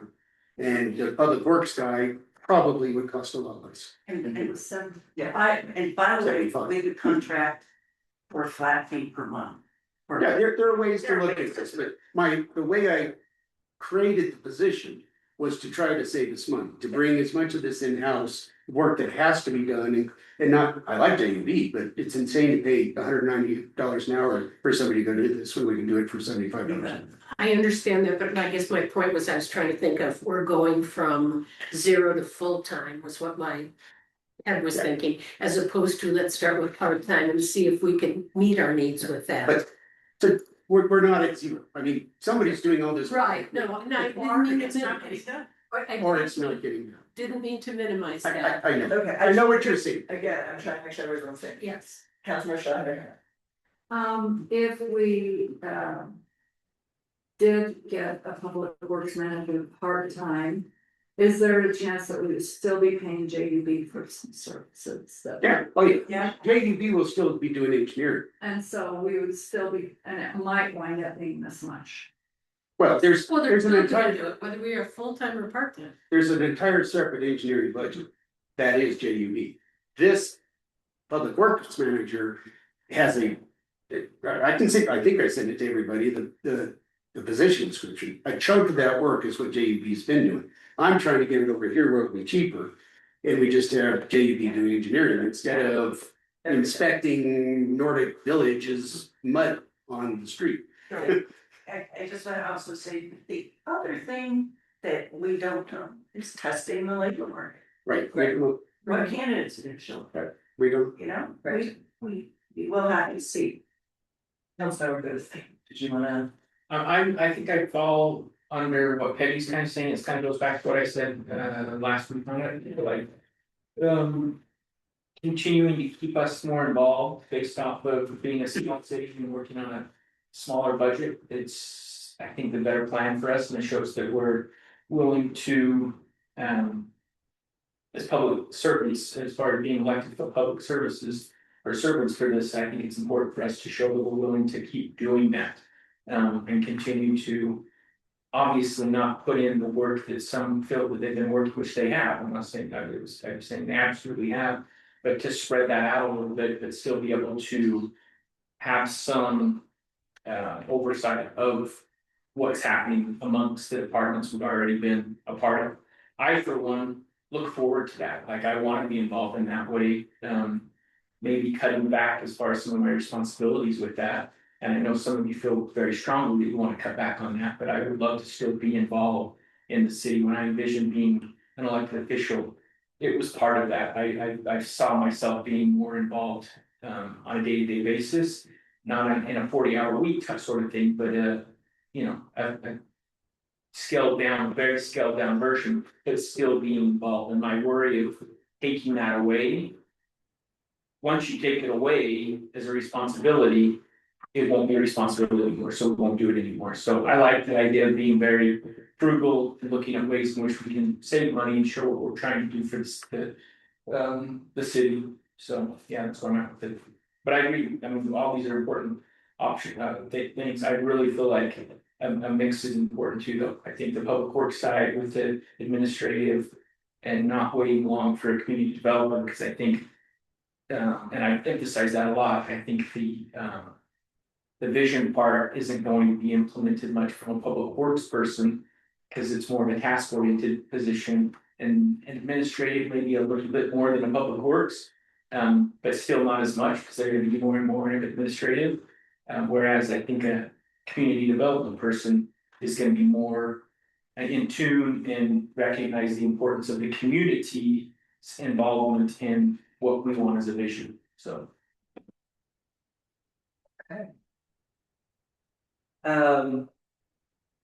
Anybody else? So what I've heard. I guess what I've heard is that, what I've heard is the shift from. Is only this one person, this position, or only this one, like, we're only a public works that is the number one priority, and a shift from is that actually only the community development. To actually, yes, at least I heard a little bit of city admin was agreed upon, and public works was still thought to be an important priority, because it goes, I mean, you're just looking at cost save rather than create a new layer of anything. But I also heard a path forward from there.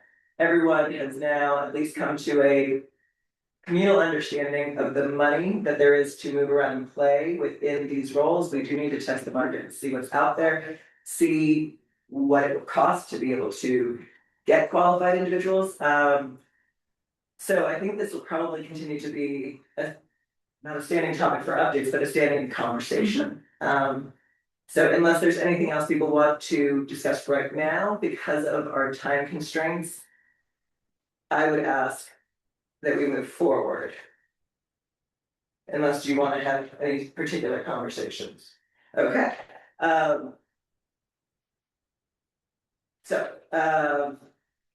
go forward. Okay.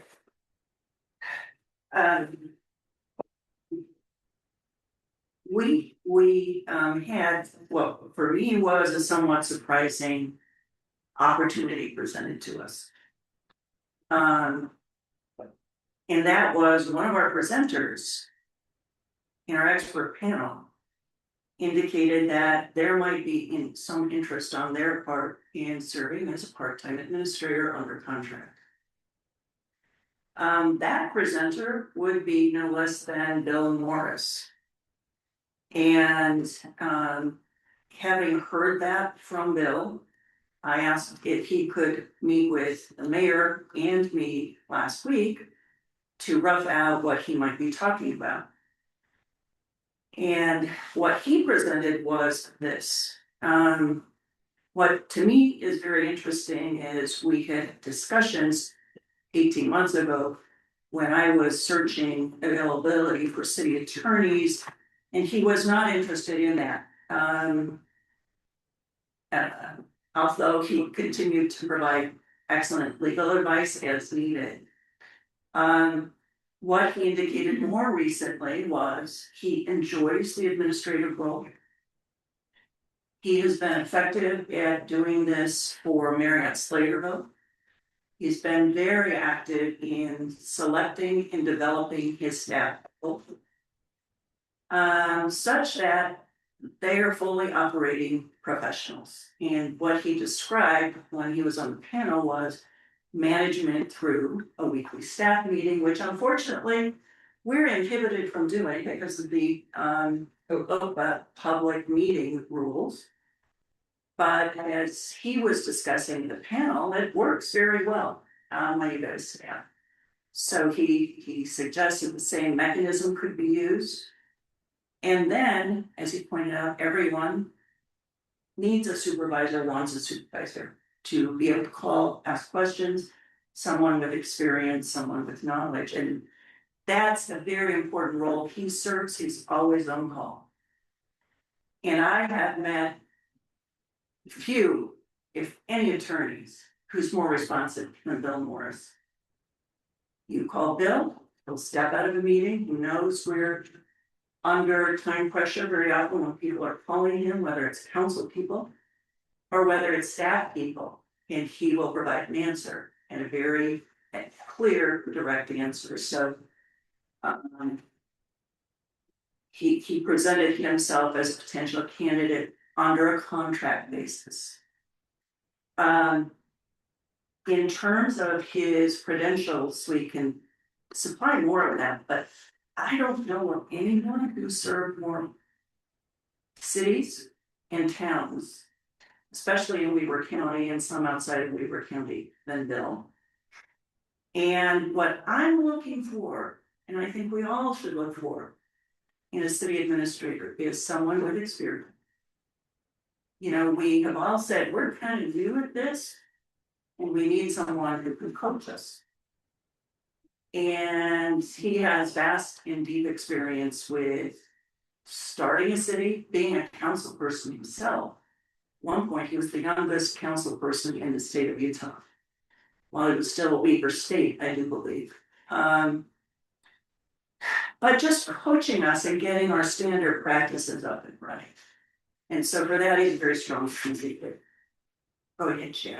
I mean, I can't, question his abilities and what he can do for us. My question is this too soon? I mean, what is this process? Do we just pick the one person and all of a sudden roll with it? Or No. because you two feel good about it? I'm not saying that's, I just don't know the process. That Yes, to me, it seems like, don't we put out a formal, Search, right? voice search. So I'm wondering why we're discussing one person right What- now without doing that first. What is different is with a contractor for services that is not, Sometimes you do it that way. yeah, Okay. that is not necessary.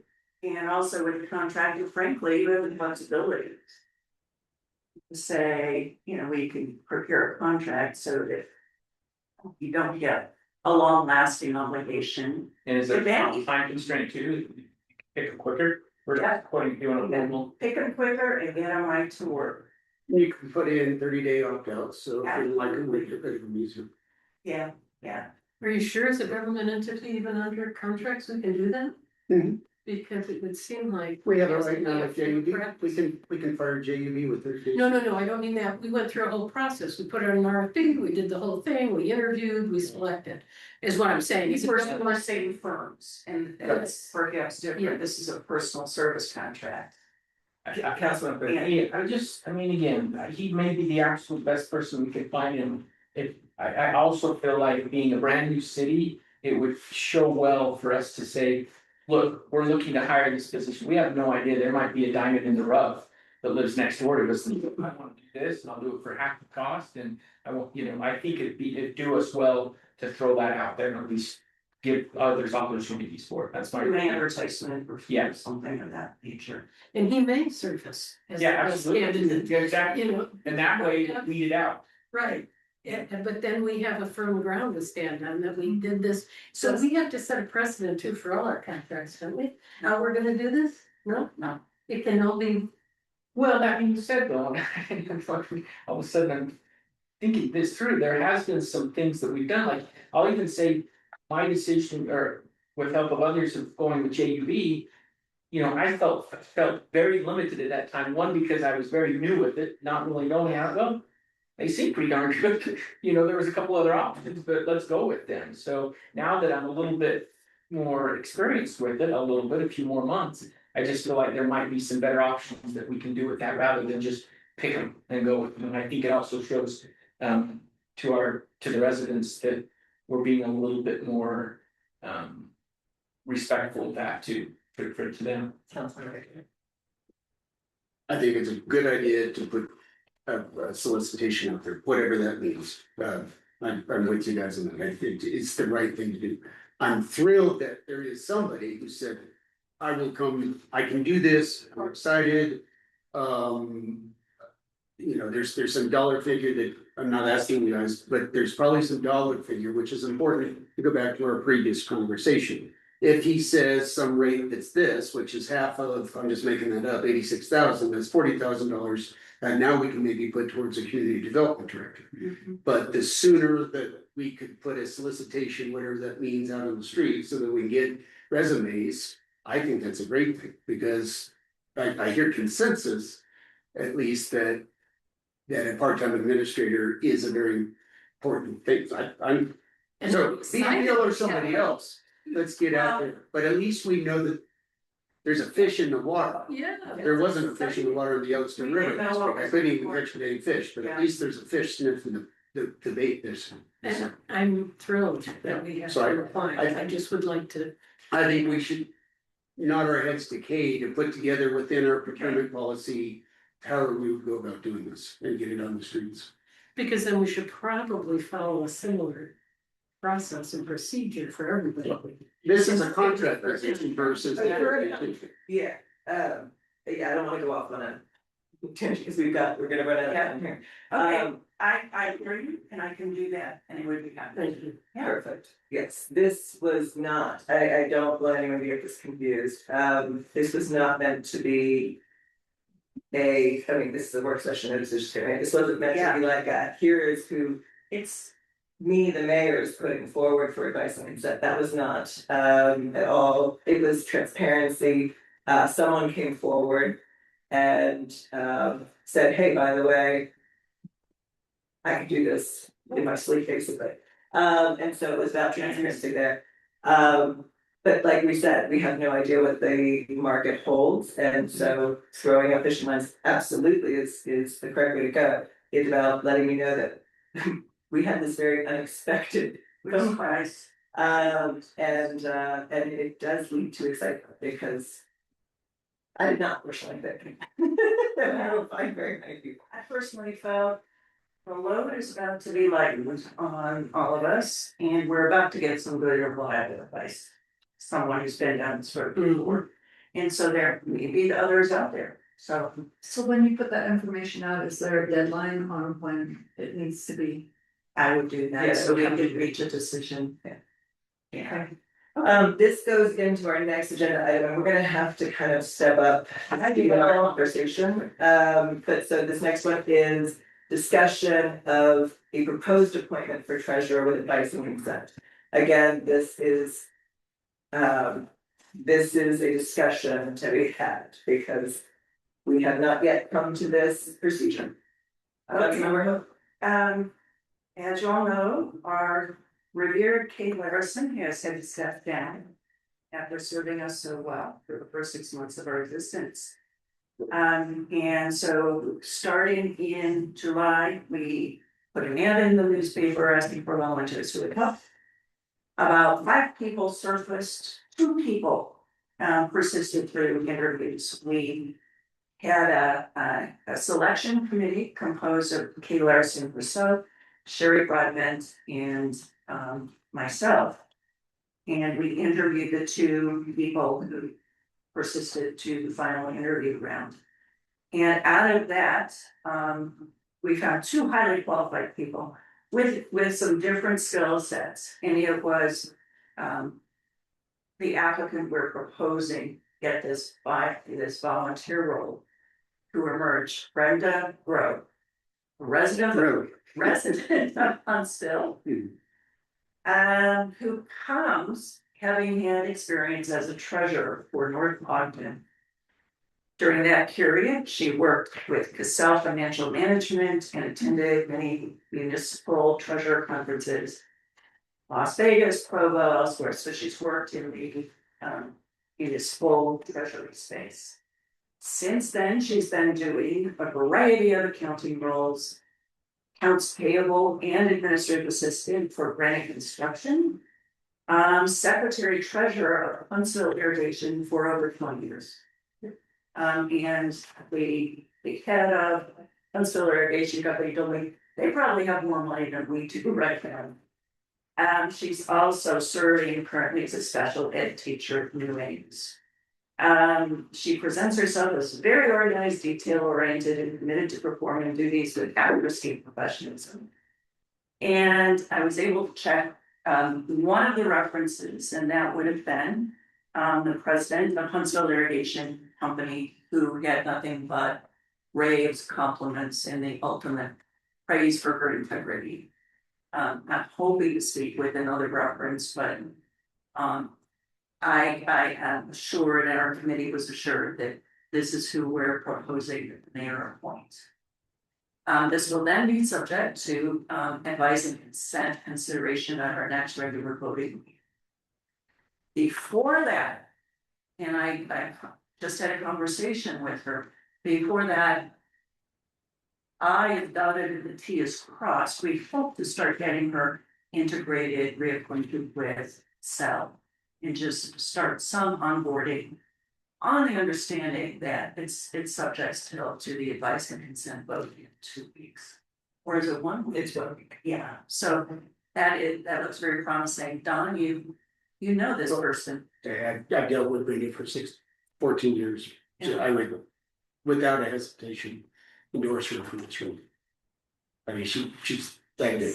She's volunteer. She is It's a volunteer. volunteer position, but the point of this discussion, however, because we have not yet started the procedure of appointment with advice and consent.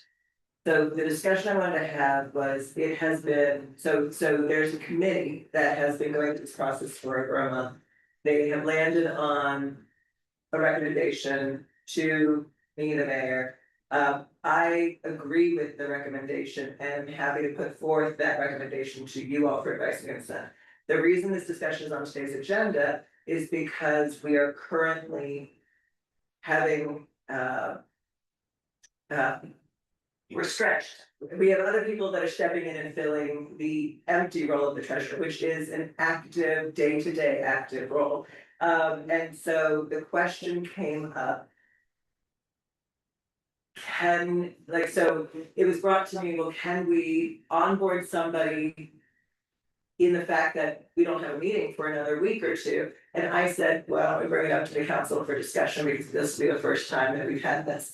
I know that in the original meeting where I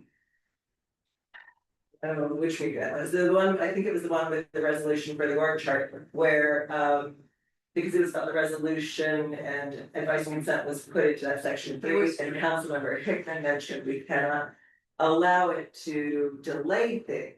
But this, and at the time I thought it's gonna delay things, but this brought that into a little bit of a picture where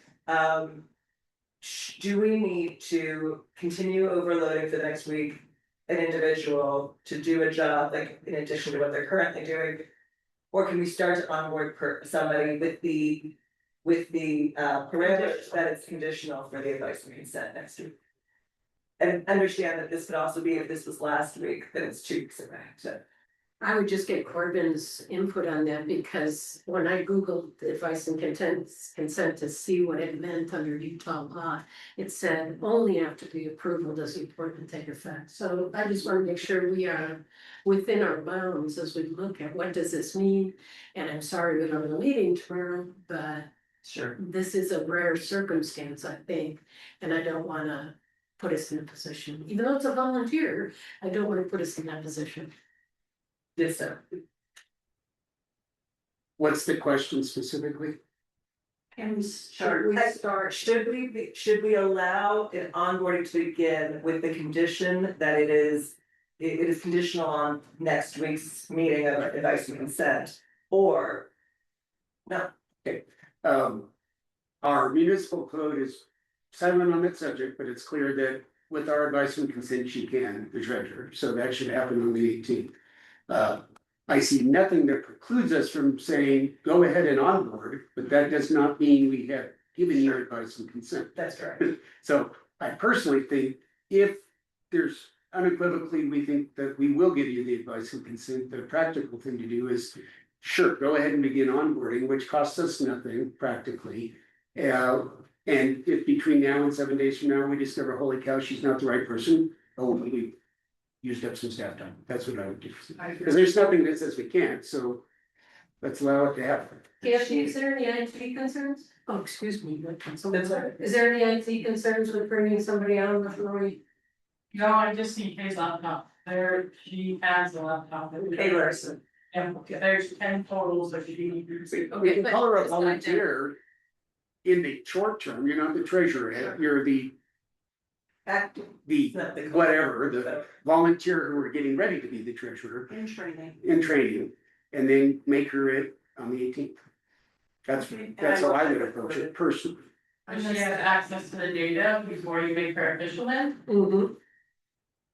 I don't know, I think it's data that's public, I don't think she'd be in a position to manipulate data in 1 week.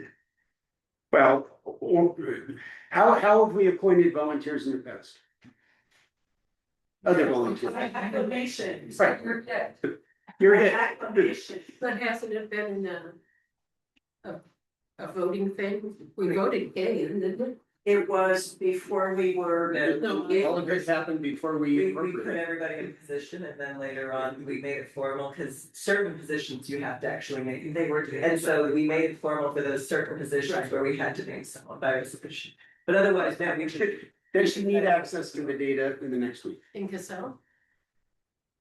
You know what, her credentials have already been checked. Her status would be as a volunteer before this became actual to vote. And after.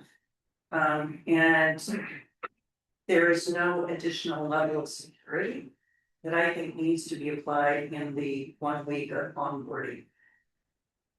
Okay, She's depositing her checks, isn't she? she may not necessarily, but you know, anyone can go and deposit it. Others that should. To the city, you go to Zion's, pick up checks and deposit them. Or there's 3 of us who can, Yeah. and she just doesn't do it before. You know, there's certain things, Yeah. I disagree, I think we should wait, but if you do, I would caution you to do certain things to not put us at jeopardy. Mhm. So. Sharon's got her hand up. Yes, sorry. I will volunteer to sign the checks for the next week until we can get through our advice and consent. Because there are 2 signatories on the checks, and Bob and Larison has been out of commission, I've been one of the signers. As has Councilman Holt. So, I mean, Yeah, that's- I will participate and help fill the gap if that helps. Yeah, I would help her get access to the electronic system, so she's ready to go on day 1, but Exactly. don't have her touch government money. Cause there's no need to, we can solve that amongst the 4 of us. We will not have to move funds. That's what I would do. Is that, do you all, I agree with that, but okay, she understands it. so onboarding can begin, but there will be no touching of funds until advice and consent is given. Okay, all right, we have 5 minutes left, how fast can you discuss Crawford? Or does it need to be discussed, or can we push it? Patty, Isn't it required? it is, so my understanding, I'm just gonna jump in, so I think I can summarize it faster. Nope, I think I can go faster.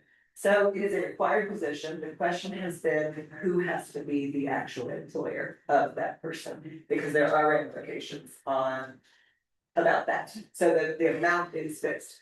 They have been in discussions with the county and the sheriff's office to try to make it so that we don't have to hire our very first employee with benefits. Do we have an answer to the question? Yeah. We jointly wrote the sheriff with this proposal, they just continue to cover it as an add-on to the interlocal agreement. And he said, sounds good to me, and asked the attorneys to look at it, and that was easy. That's fast. And I called him, to make sure he was still on, he's still on, but it's That's our crossing guard. duty, our duty is to provide training, which is online, and he can log in. And provide subs, so I sent an article. I sent an article to the community, put it on, you can send that to you, you can send her that. For the newspaper, so we can get subs trained, so in case he needs a day off. Okay. We'll have a quarterly. That's going out in the next edition.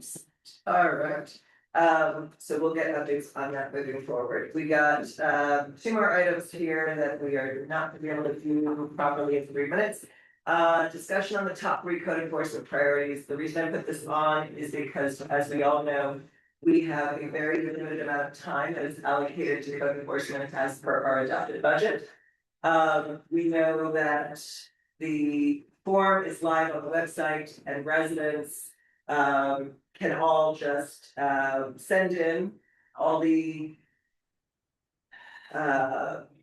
important complaints or awarenesses in. And so what we need to do, what council needs to do is give guidance to the code enforcement officer on how to prioritize. Say they get 100 things in a week and they only have 10 hours available, how do they prioritize and you know, where do we want them to focus? Because they can't do everything within the amount of time we've allocated. We've already identified some things, which are public health and safety is number 1.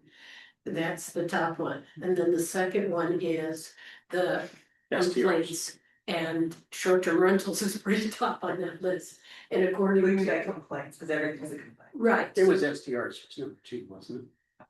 We just said complaints from the residents and then triage from there. A subcategory would be short-term rentals and other issues. But then the third thing is if she sees a violation that's obvious, that would be the third tier. So if we look at 3 things, we put it in our vote, but that's. So you all have done a triage already, maybe we could talk about that. Yes, Next we can one. bring the triage. Yeah, so Peggy put it in the paper 6 weeks ago. Yeah, there was. When you announced, Education first, yeah. Reed's job. Education first, and then we would do the violations. And also, I'd like to have some more education about STRs, talking about that first touch.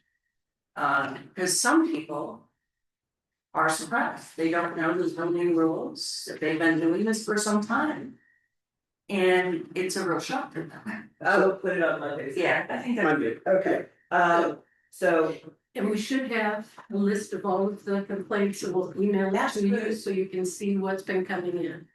So excellent. right now, we're trying to get it on City Inspect, but right now it's on Google Docs, so we're in that transition period, so you can see what people are concerned about. Perfect. Alright, so the next topic, so that'll go on Monday. The next topic up is advisory groups, which we have less than a minute, but I wanted to say that there are, I put this on a previous week's agenda by council request and but no council members were really jumping to co-chair any of the advisory groups, and these topics keep coming back up, as in somebody should do X, somebody should do, great, we have to put names next to them in order to get them started. Can I just make a pitch from an organizational perspective? I think we can personally do having our loads lightened from the operational stuff. With a great opportunity to now have more community engagement. And to power up these advisory groups, connect that way, get work done that way, while. You know, the professionals are doing their work and hopefully an administrator is overseeing it. It opens up more time for us to do what I think is at the heart of. Being an elected official, and that includes. Taking on some of these advisory groups, I think. I anticipate some of us will be doing too. Just to focus some of the outside interest and the input we receive to help guide us. And Olympics, business community, lead control and on. I think our community wants more participation.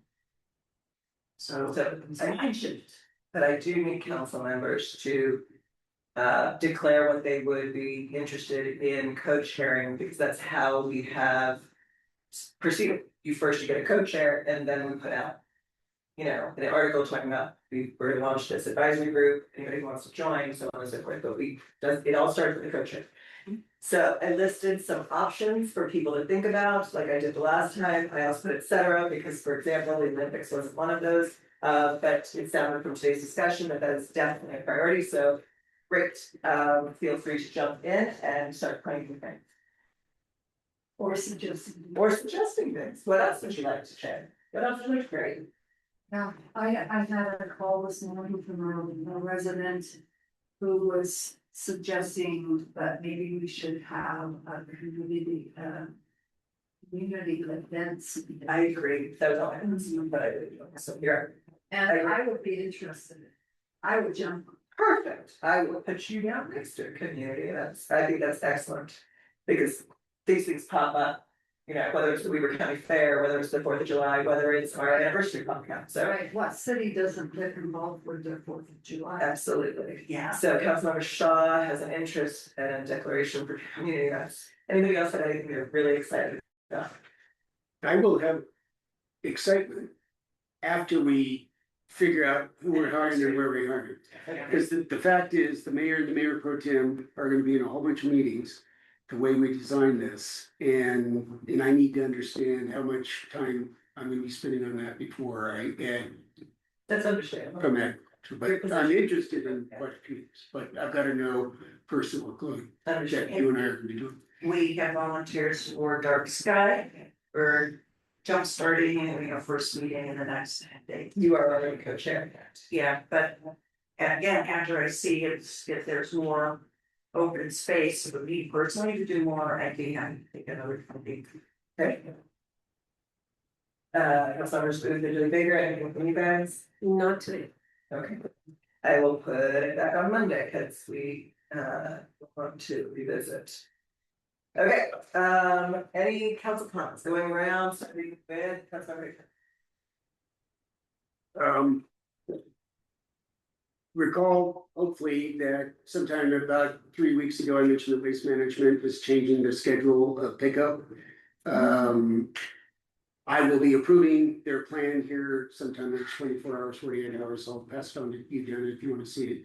But all of this is scheduled to start happening the 24th, the week of the 24th. Between now and then, they call it every can will get notified. So they're gonna send something, I think, via the post to all. There's about 800 affected houses. So just FYI, that's going on. It will be a day shift, Monday, Tuesday, Wednesday. So that's happening. For everybody's knowledge, Nate and I are representing the city as the stakeholders for the sewer study, the take the sewer from here to the other side.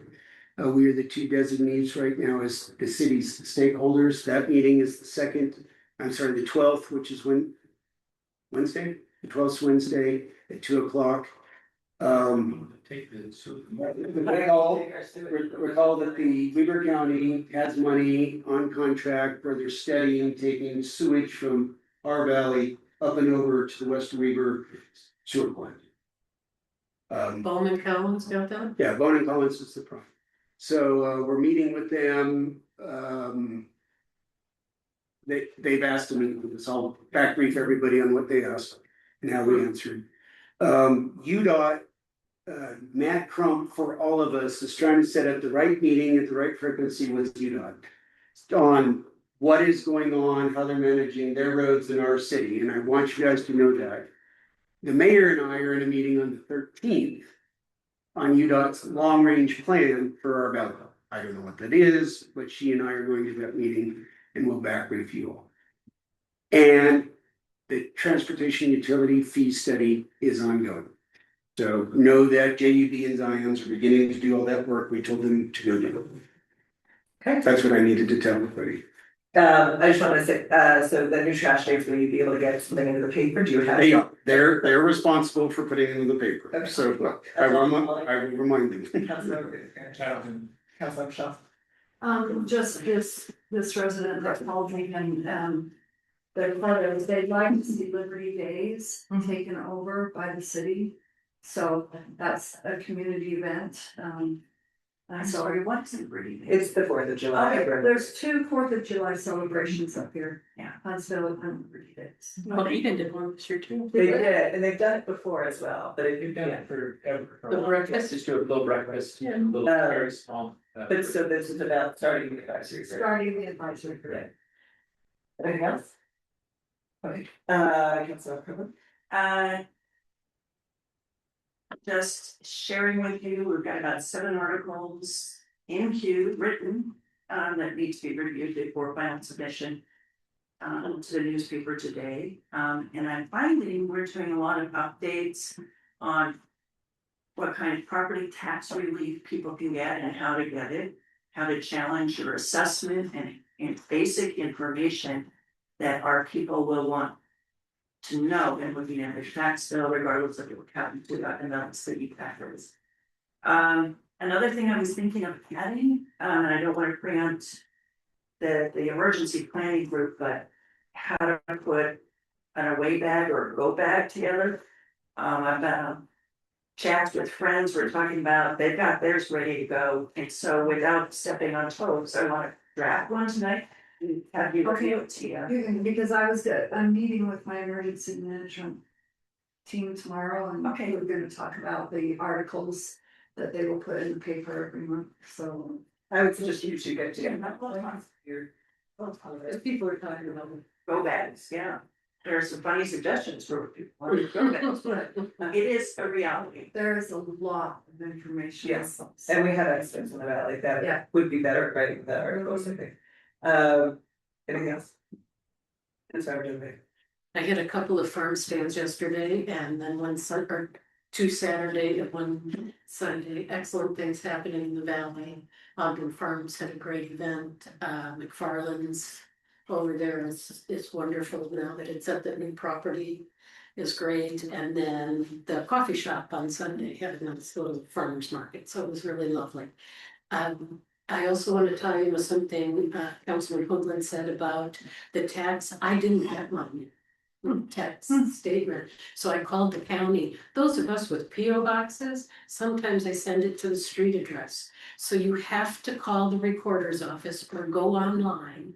The recorder will send you online, but they'll give you the link to go online, change your address to the PO box so you can get your mail. I get my voting stuff. I don't know why I didn't get Like, that should probably go in the paper and get something like that. we did already, a couple months ago with Brian. But I just want to remind folks, if you haven't gotten it, and you have a PO box, please call, because I had to do that today.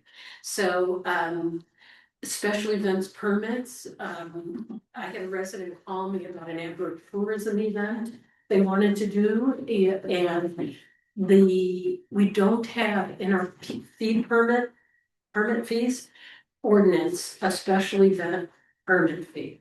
So it had to go to a conditional use. So Brian, No, yeah, I looked at it twice and I could not Under find, special events, it depends on the amount of people that are. but it's not in the new one we did. Is it in an older We one? adopted special events in our municipal code as. So is it- Oh, a long time ago.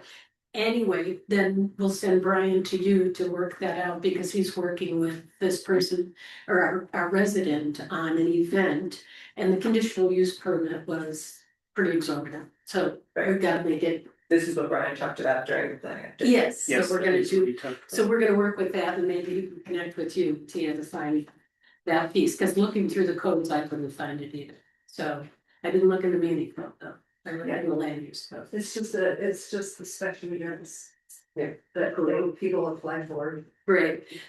Next thing is IT, we wanna make sure if anyone leaves, just another emphasis on, we have to know immediately.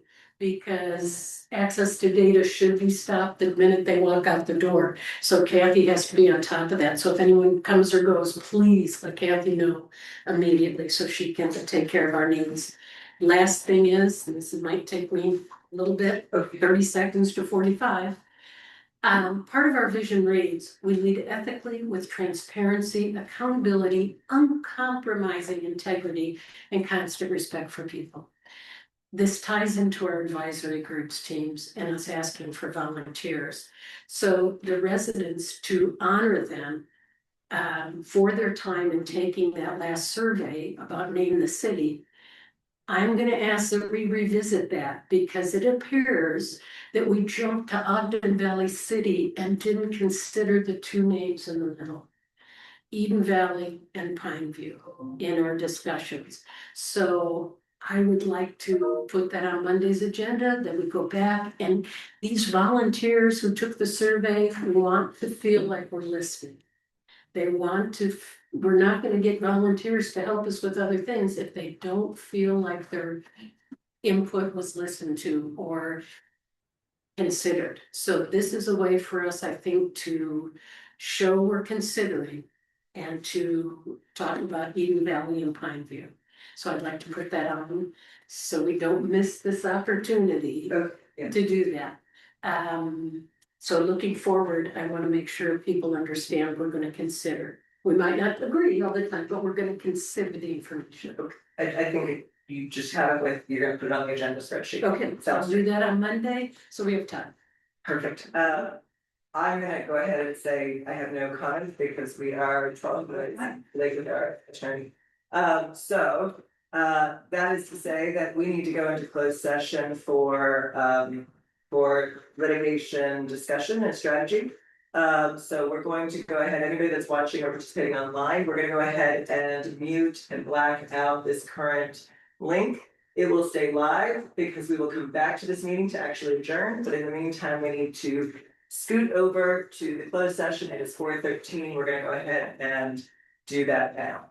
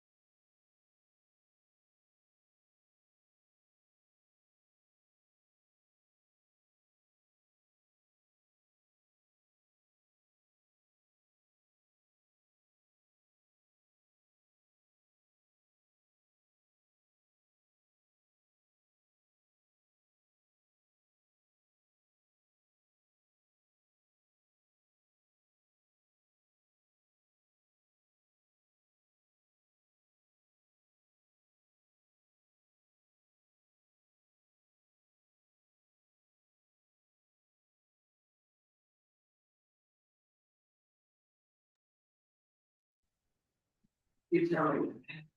Yeah, Okay, it is 4:49 and we have just come out of the closed session that we entered for litigation strategy. And I'm looking for a motion to adjourn. I move to adjourn. That's it. I'll second. We've got a motion on the table from Hoagland and from Booth, all in favor, say aye, any opposed, and we are adjourned at 4:49.